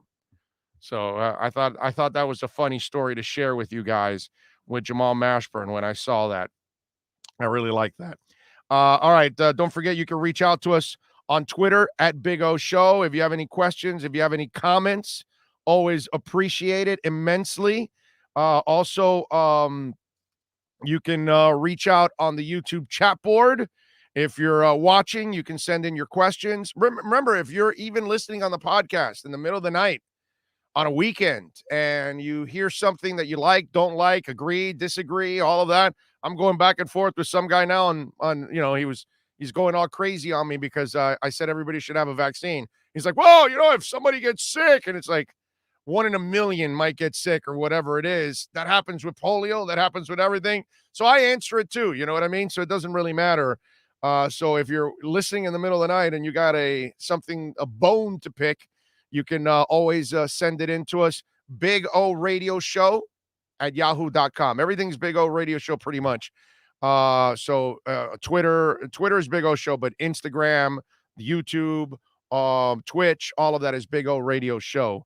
So appreciate it, and appreciate those of you also that are starting to watch on Twitch now, because we see the numbers are small, but they're starting to grow. They're not because everybody really is on YouTube. It's more about young people and gamers that are on Twitch, but we want to be on Twitch too, so we could try to reach as many people as possible, because there are some of you that are very comfortable using Twitch when it's all said and done. And remember, you can also support the show with Cash App.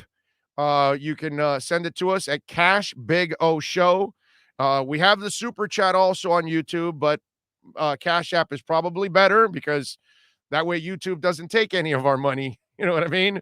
So Cash App, you can send it on Cash App at Cash Big O Show. That's Cash Big O Show on Cash App, because YouTube takes away 30%. So that's why. So great idea by you guys. I appreciate you out there. And Devin Jordan just chimed in right now on a super chat.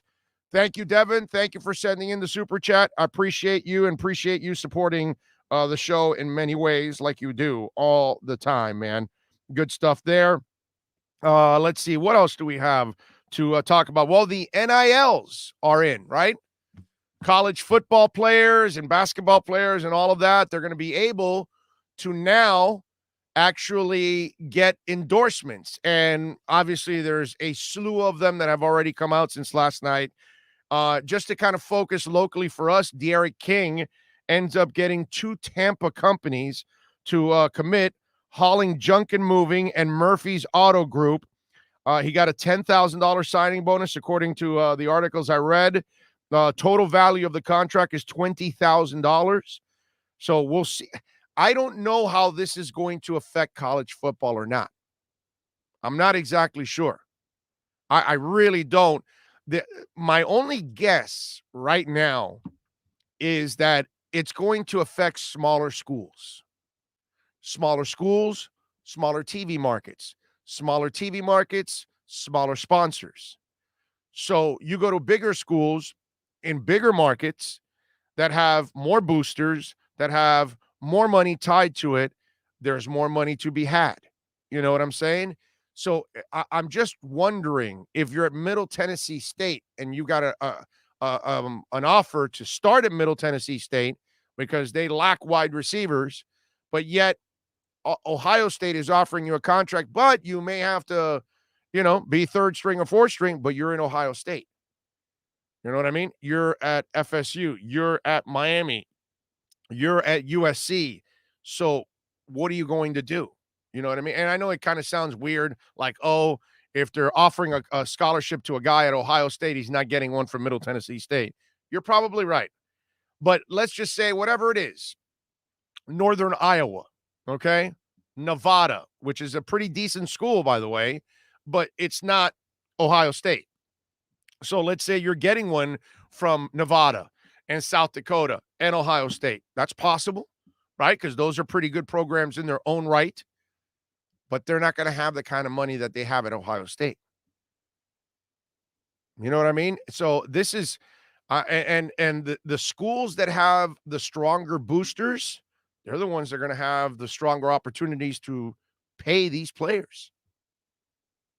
And so these schools are going to be recruiting players, and then the boosters are going to be following up with those recruits and telling them in their ear, even before they commit to that college, that if you come to our university, okay, we will get you this job and that job and this appearance and that appearance, and you'll make this money. So there's going to be a lot of dirty stuff going on behind the scenes. I mean, coaches and assistant coaches and all that, they've been paying players for years as it is now. Now it's open season. Now it's a lot easier to illegally recruit. Let's put it that way. Okay? Yeah, and I know some people say, well, but you can't do that. They will do that. They were already sending bags of cash as it is. Right?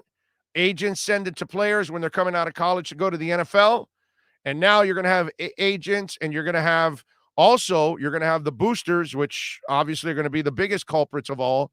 And they're going to be doing look at what happened with Zion. I mean, give me a break, dude. This is going to be out of control, and it's going to benefit, I believe, the bigger schools when it's all said and done, because that's where more money is at. You know what I mean? So I don't have a problem with the players getting paid. Look, let's be honest here, man. This is what we do on this show. Let's be honest. Most people, most of these players, they're not there for the scholarship. Most of these guys, their heads are full of crap, shit, whatever you want to call it. And they all think every one of them thinks they're going to the NFL. Every one of them thinks they're going to be stars on Sundays. Yeah, smaller schools and those guys kind of know, hey, I better hit the books. I better get my degree. But on all these big schools, most of these cats now with this NIL stuff, now they're going to make some money, and whether they make it to the NFL or not, and that's it, and they're gone. But most of them don't really care about the damn diploma. They don't care about the degree. They're not planning on it. And that's the part that I know I've made the mistake in the past where you argue, well, wait a minute, they're being offered a scholarship. That degree lasts for a lifetime. But the problem is a lot of those kids aren't really going there for an education. They're going there to play football, and they don't care about anything else. So give them money. For the short time that they're there, if they can make an extra 20, 30, 50, 100,000, God bless them, bro. Maybe the only big money that they'll make from there on out, because they're not going to take advantage of their education. They're probably not going to last the entire stretch in the university. They probably won't be around for 4 years. They probably will leave early. I mean, look, how many players have we seen lately that leave and get drafted at the end of the draft, or even don't get drafted? And you're sitting there going, you moron, you should have stayed another year to build up your draft value. And then they're out of football within a year or two. They might get some training camp invitee, and then they're out. Happens all the freaking time because those guys don't care about the education. They don't care about, having a degree and working in a profession. They want to just play football. And then after that, they're not even thinking about the future, which happens to a lot of young people in all walks of life. This isn't any different. I just feel like this is going to end up benefiting the bigger schools when it's all said and done, because it's a money game. And who's going to be able to produce more money, and who's going to have the better sponsors? So that's where I see this being an absolute issue for smaller schools now. This will be a problem for FAU. This will be a problem for FIU. It will be. Guaranteed it'll be a problem because they don't have the same kind of money like other schools. So if they're in competition with a slightly bigger school like maybe Central Florida for a player, that player is going to go to Central Florida because I'm sure Central Florida has more money, deeper pockets, better boosters than FAU and FIU. Those are the facts. It's the difference. They pack their stadium. They have great support. FIU and FAU don't pack their stadiums. Huge difference. So it's, to me, I just find this as a problem that is going to lead to a bunch of issues for smaller schools.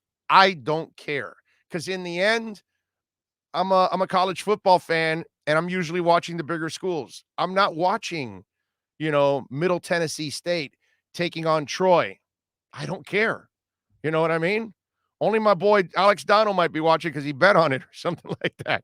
But not for me, no, I'm not going to be watching. I don't care. You know what I mean? So I just think this is going to be a real problem for the smaller schools when it's all said and done.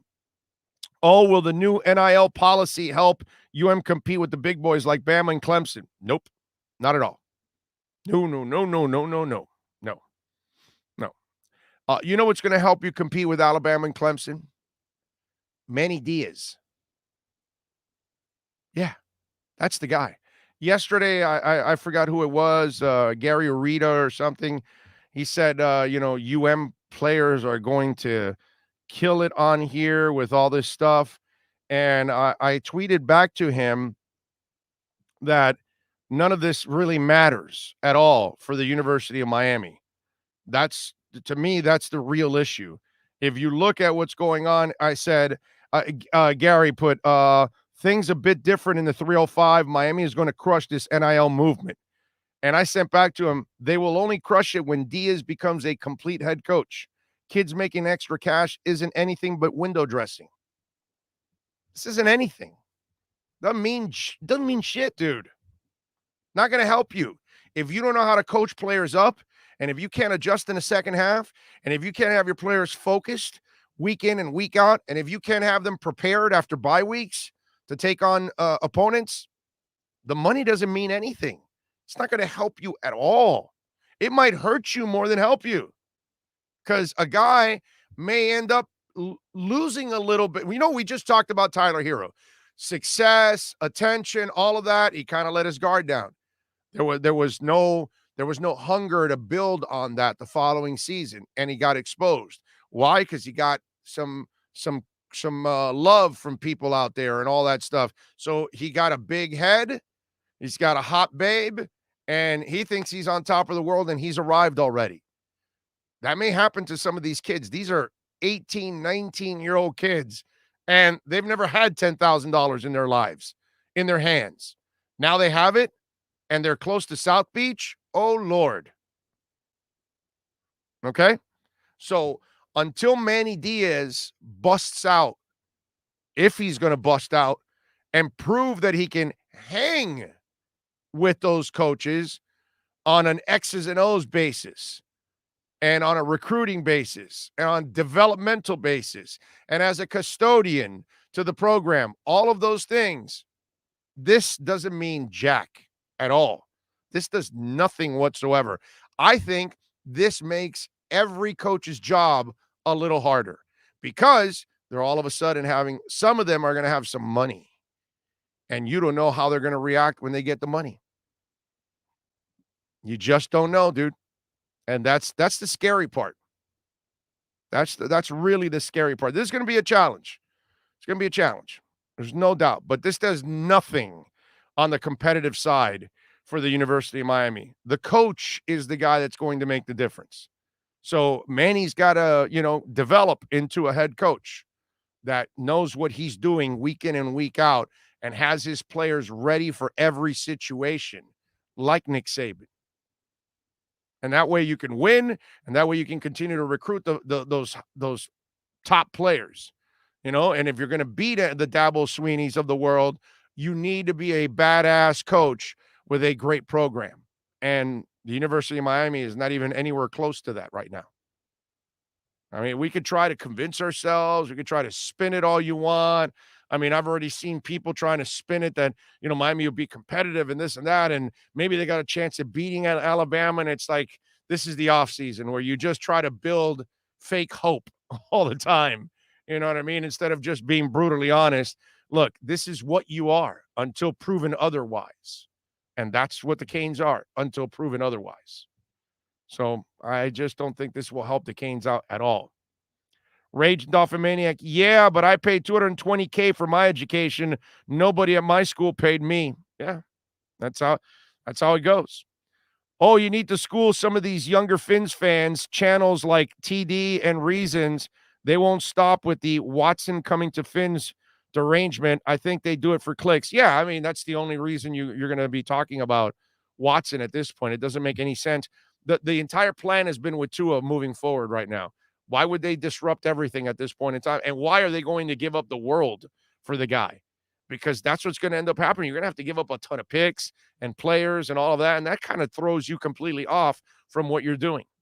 Whatever, bro. I mean, you could do all that stuff if you want because it's going to get you more clicks from the people that don't know any better either.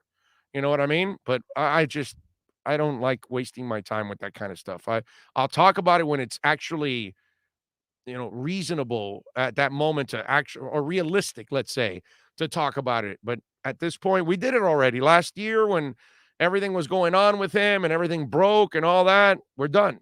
I mean, there's nothing else to talk about right now at this point with all of that. Let's see. It's all about the money. Look at the 16-team playoffs they're offering for college football. Yeah, exactly. You are so right. That's what's going to end up the super conferences and the 16-team playoff and all. That's where we're headed, man. We're headed to kind of shrink this whole thing and keep it to where it's at. It's not like any of those schools on the periphery anyway had any shot at a title. I mean, it's just ridiculous. Let's see. Not an Auburn fan, but that season with Cam was incredible. There's no other way to describe it. He was Superman, bro. He was awesome that year. It's one of the greatest years I've ever seen for a college football player, what Cam Newton did that year. Amazing. And maybe the greatest considering he's being investigated off the field. To have that weight on you and everybody's constantly talking about it and writing about it and posting on social media and all that, and the guy just went on and got it done. Amazing. Let's see what else.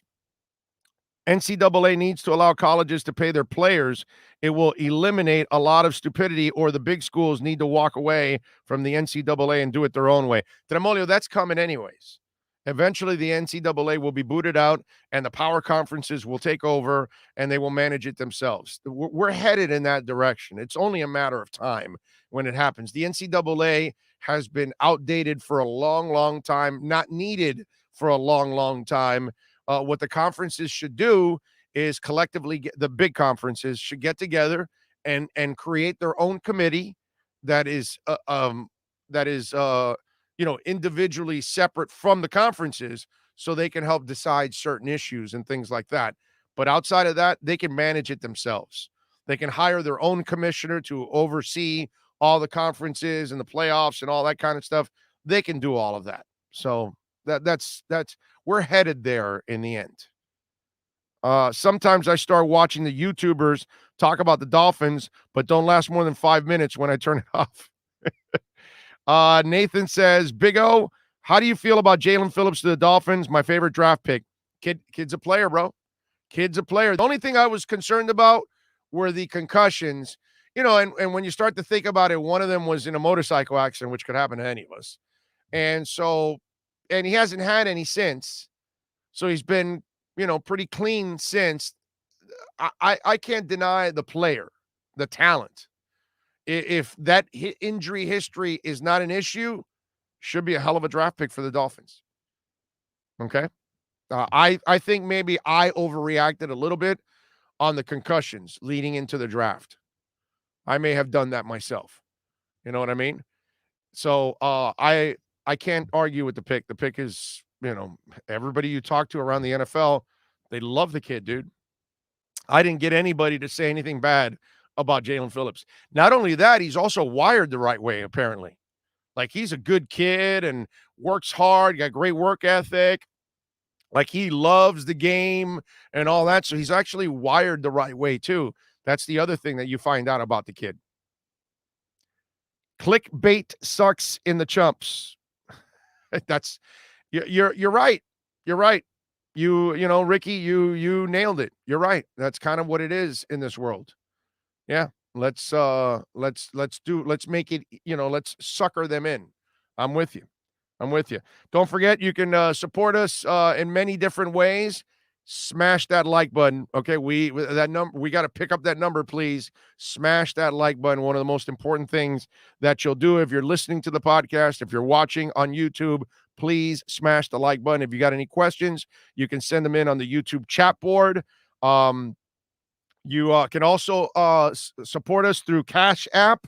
I did open up a Cash App account, and if you want to send it to us there, Cash Big O Show. That's Cash Big O Show. If you want to send it, better than Super Chat, so that way the show gets all the money and not YouTube, taking some of our money. So there you go. We do have the Super Chat in place, and people have used it, and we thank you for that. But if you're going to use it, maybe we're better off doing the Cash App. That might be the better way. So far, Ed, Ray, Hank, and Devin, thank you all for sending in a little Super Chat.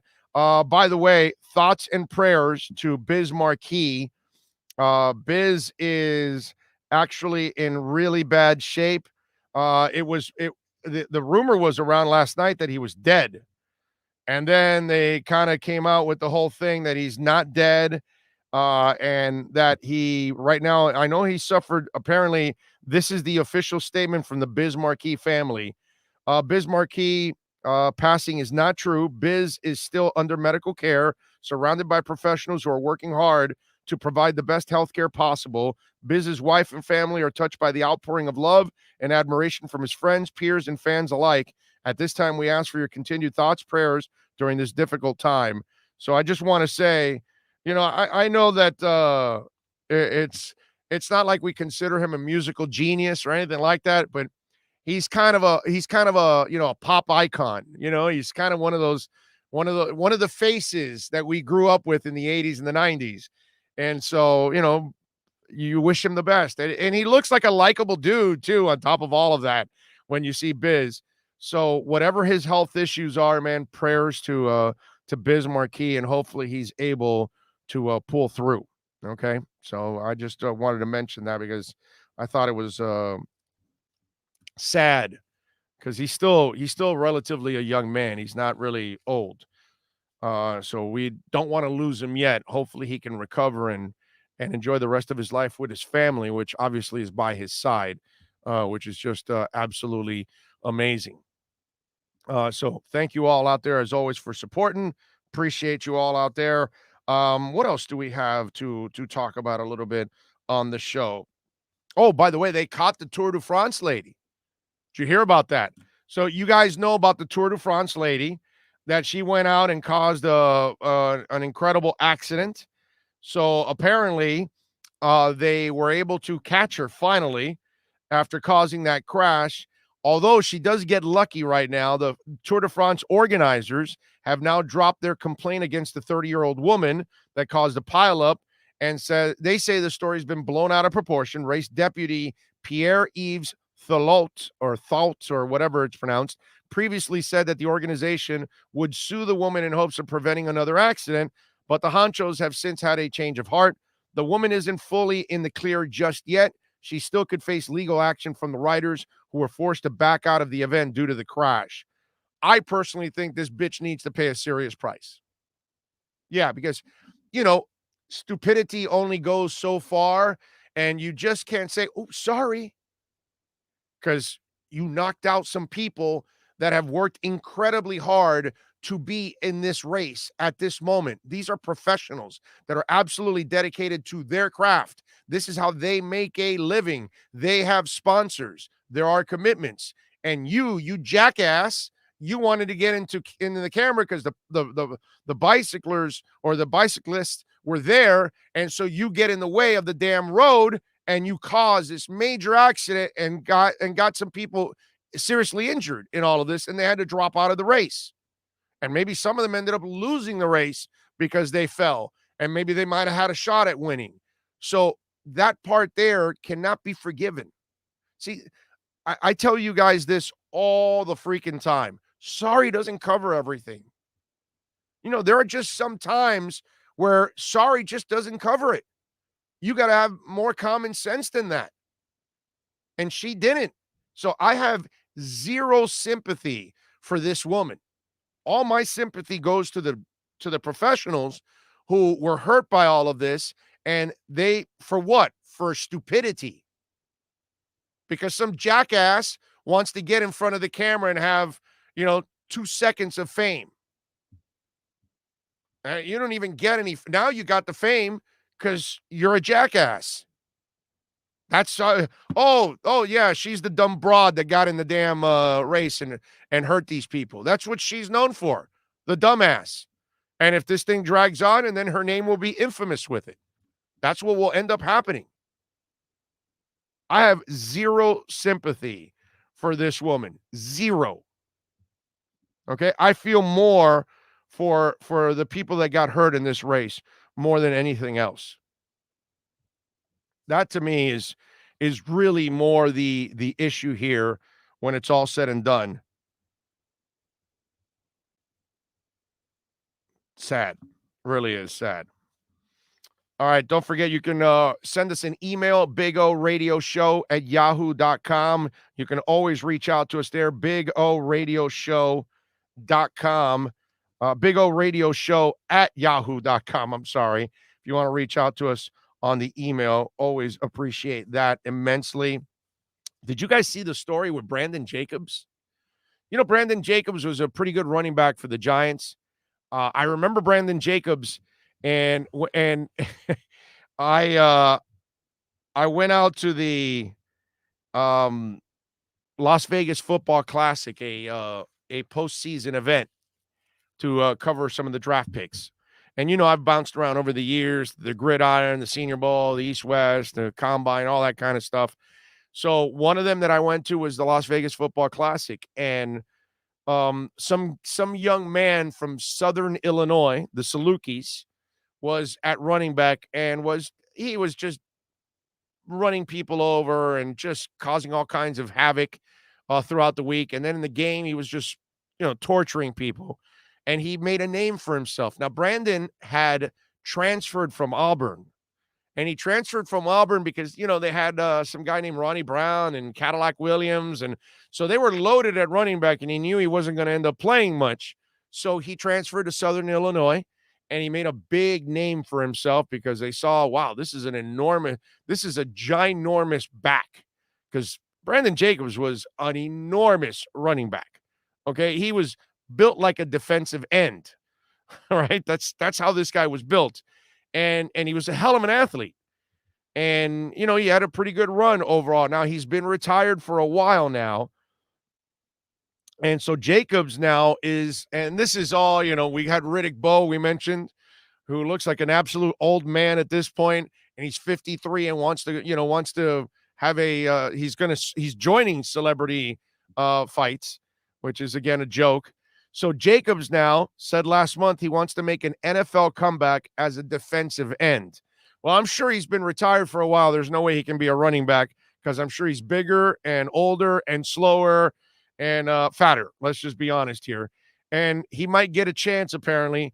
Jacobs turns 39 next month. He last played in 2013, 8 years ago, but he said he thinks he can be one of the best in the league right now at defensive end. Despite his lack of experience on the defensive end, at the defensive side of the ball, he also said his agent has heard from 3 teams interested in seeing what he can do this summer. I don't want to throw out names there just yet because I was told not to, but it'll be a shock, Jacob said. He goes, if I don't get an opportunity, it's fine. I'm currently coaching high school football and running a youth program, which I'm perfectly content with doing the rest of my life. This is crazy. I have a hard time personally believing that 3 teams are interested in him at defensive end. And why would you be interested in a running back that has no experience as a defensive end? Okay. That guy did not play defensive end in college, did not play defensive end in the NFL. He was a running back, and he's now 39 years old at this point. You're going to put that guy out there. You're going to have him take one of your spots on your roster. You're going to take a chance on a guy like this. That's nuts. That makes 0 sense whatsoever. And in a way, I got to say this about Brandon Jacobs. It's kind of disrespectful to his own sport to just think, well, I can just sit out for 8 years and come back and play a completely different position, and I can be one of the best in the league. Either you got some money issues, and as a high school football coach, you're not covering those money issues, or maybe you are bored with what you're doing or something like that. I have a hard time even reasoning with this whole thing.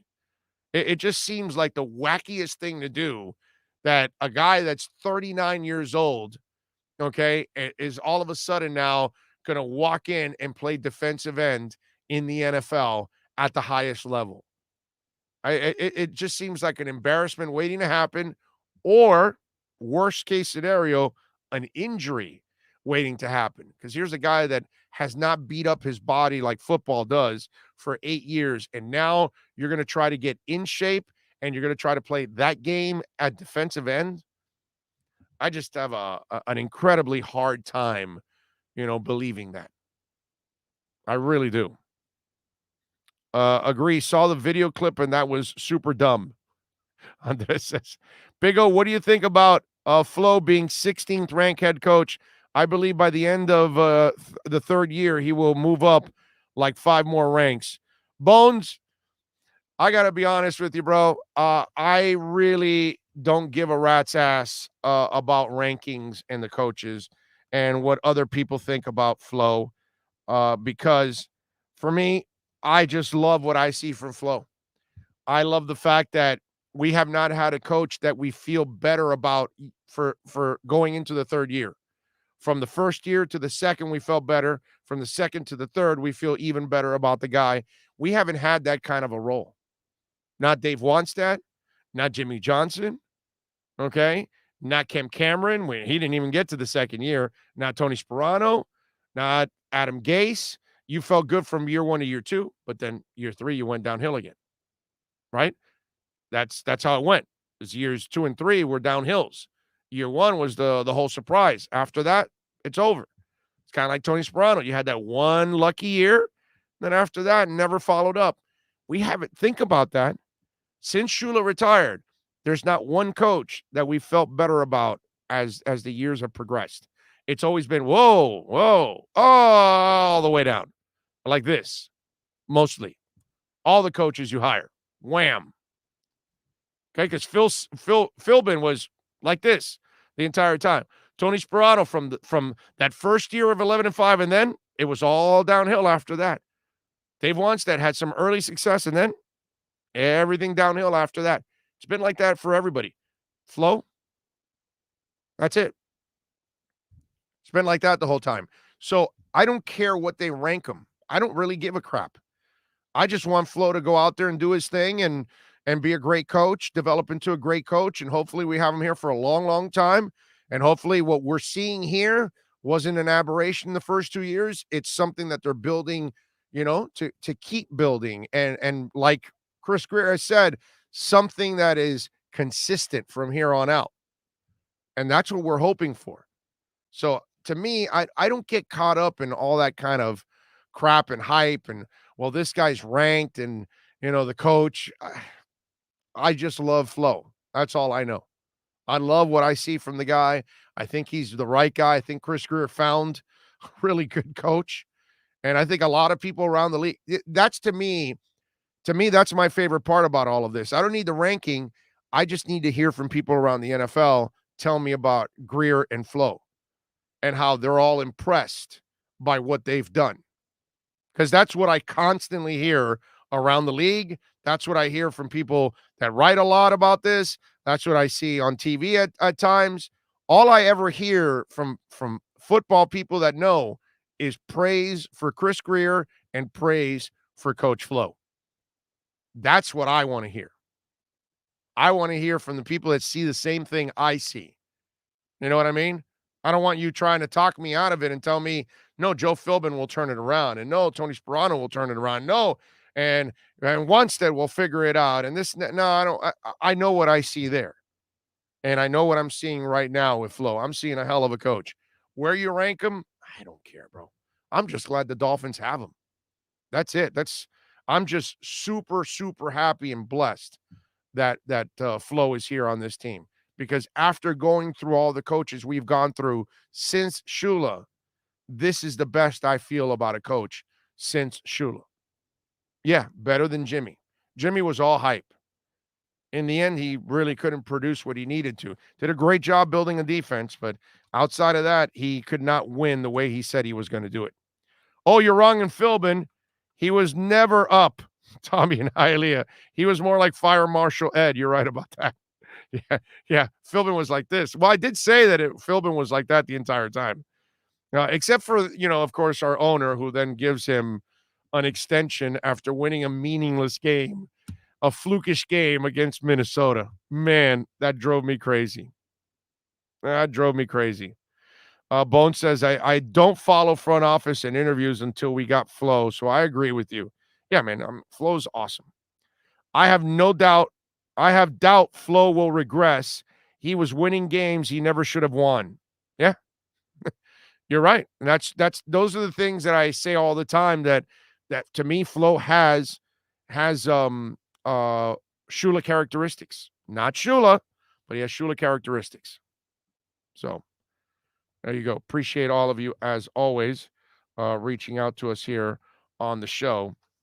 What else do we have that I saw that I found very interesting on the show? Let's see. What else did I have here? Oh, man. You see that story? Sad, man. Lamar Odom. Did you guys see that story? Lamar Odom now, he is officially a deadbeat dad. I'm sure this is not the first time he's done this, but Lamar Odom now has the former Laker is taking heat over a decision to participate in a celebrity boxing match with Aaron Carter. Now, a Manhattan judge trashed Lamar for failing to pay his child support payments. All of this after participating in a celebrity boxing match that his ex claimed netted him $40,000.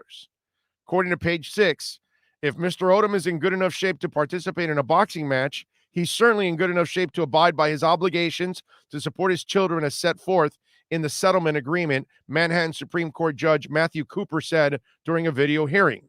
which the former Laker did not attend. Now, the story goes on. Odom was sued last month by his former girlfriend, Liza Morales. They have 2 children together. Morales' lawyer told the judge that Odom hasn't been paying child support, and he owes her over $91K through July. It says Lamar needs to get his finances in order. He made nearly $100 million during his career. You could tell this is a guy that's probably close to broke when it's all said and done. He just probably doesn't have the money. And this is the problem with some of these guys that stick their peckers in every single place and spit out kids. You know, at least if she had one with Chloe has enough money that she doesn't need your child support. She can actually take care of the kid on her own if she has to.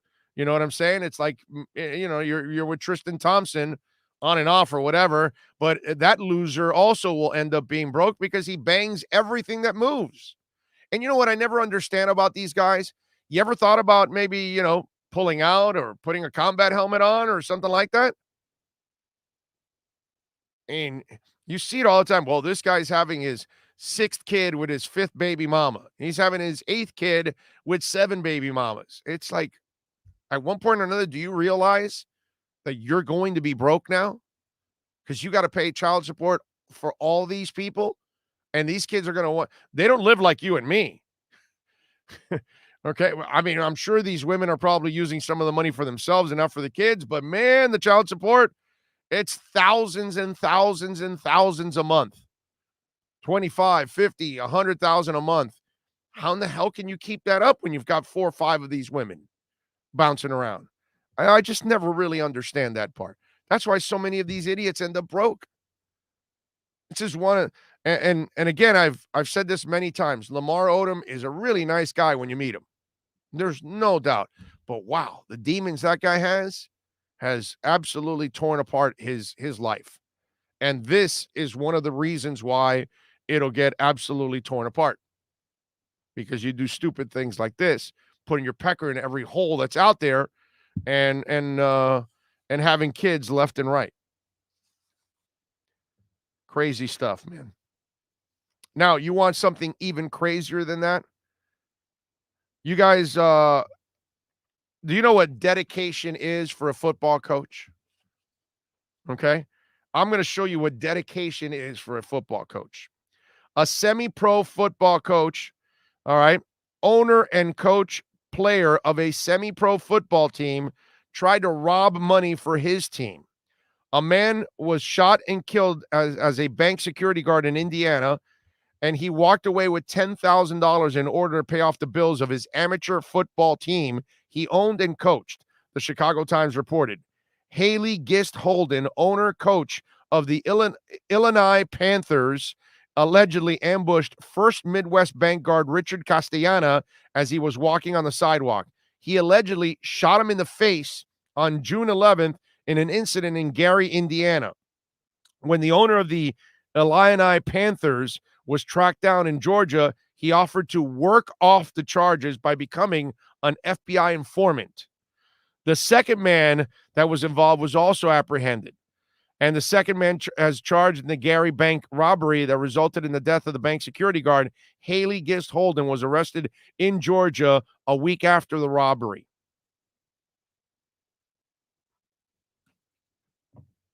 I mean, dude, you're going to go to that extreme? That your semi-pro football team is that important to you that you would end the life of another human being by shooting them in the face just for $10,000. I get it, man. $10,000 can pay some bills for us, but $10,000 isn't anything, dude. And there's no money that you would go end the life of somebody just for no reason at all, actually. That poor man is doing his job. It's got to be a brother, a husband, an uncle, a son to somebody. Now you've caused all this pain for that family, and you ended that man's life for no reason at all because you wanted $10,000 to save your semi-pro football team. So your semi-pro football team was more important than the life of a human being. I mean, just sad, dude.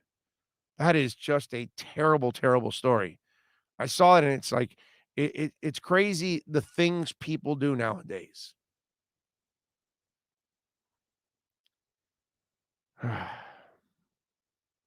5 wins with the 2019 roster was a minor miracle by Flores. It was great coaching, is what it was. Great coaching. Matt Walker goes, I hope the robber gets the needle. I'm with you, Matt. I'm with you. He deserves the needle. He probably deserves a slow death. The needle's probably too kind for him because he'll go off quickly. You know, this is a guy that needs to suffer a little bit because what he did, I mean, he has now caused suffering forever. Speaking of suffering, you know what's sufferable is Crosby, Bill Cosby, or not Crosby, Cosby. Did you see Bill Cosby got off on a technicality? God, that's just terrible, dude. Just terrible. When you got money and you can get good, what's it called? Good defense lawyers, and you don't have to settle for something, handed to you by the state. Somehow or another, you got a shot at getting away with all kinds of crimes. And that predator looks like he ended up getting away with a lot. Shame, man. Shame. All right, we are wrapping it up here on the show. We thank all of you out there, as always, for supporting us here on the program. Can't say enough about it. Don't forget, you can always send in your questions at bigoradioshow@yahoo.com. Smash the hell out of the like button on YouTube, on the podcast. And again, we always appreciate your support immensely. Thank you all out there. Follow us on Twitter at Big O Show. We will see you tomorrow. Same time, same place, same bat channel. Have a great one.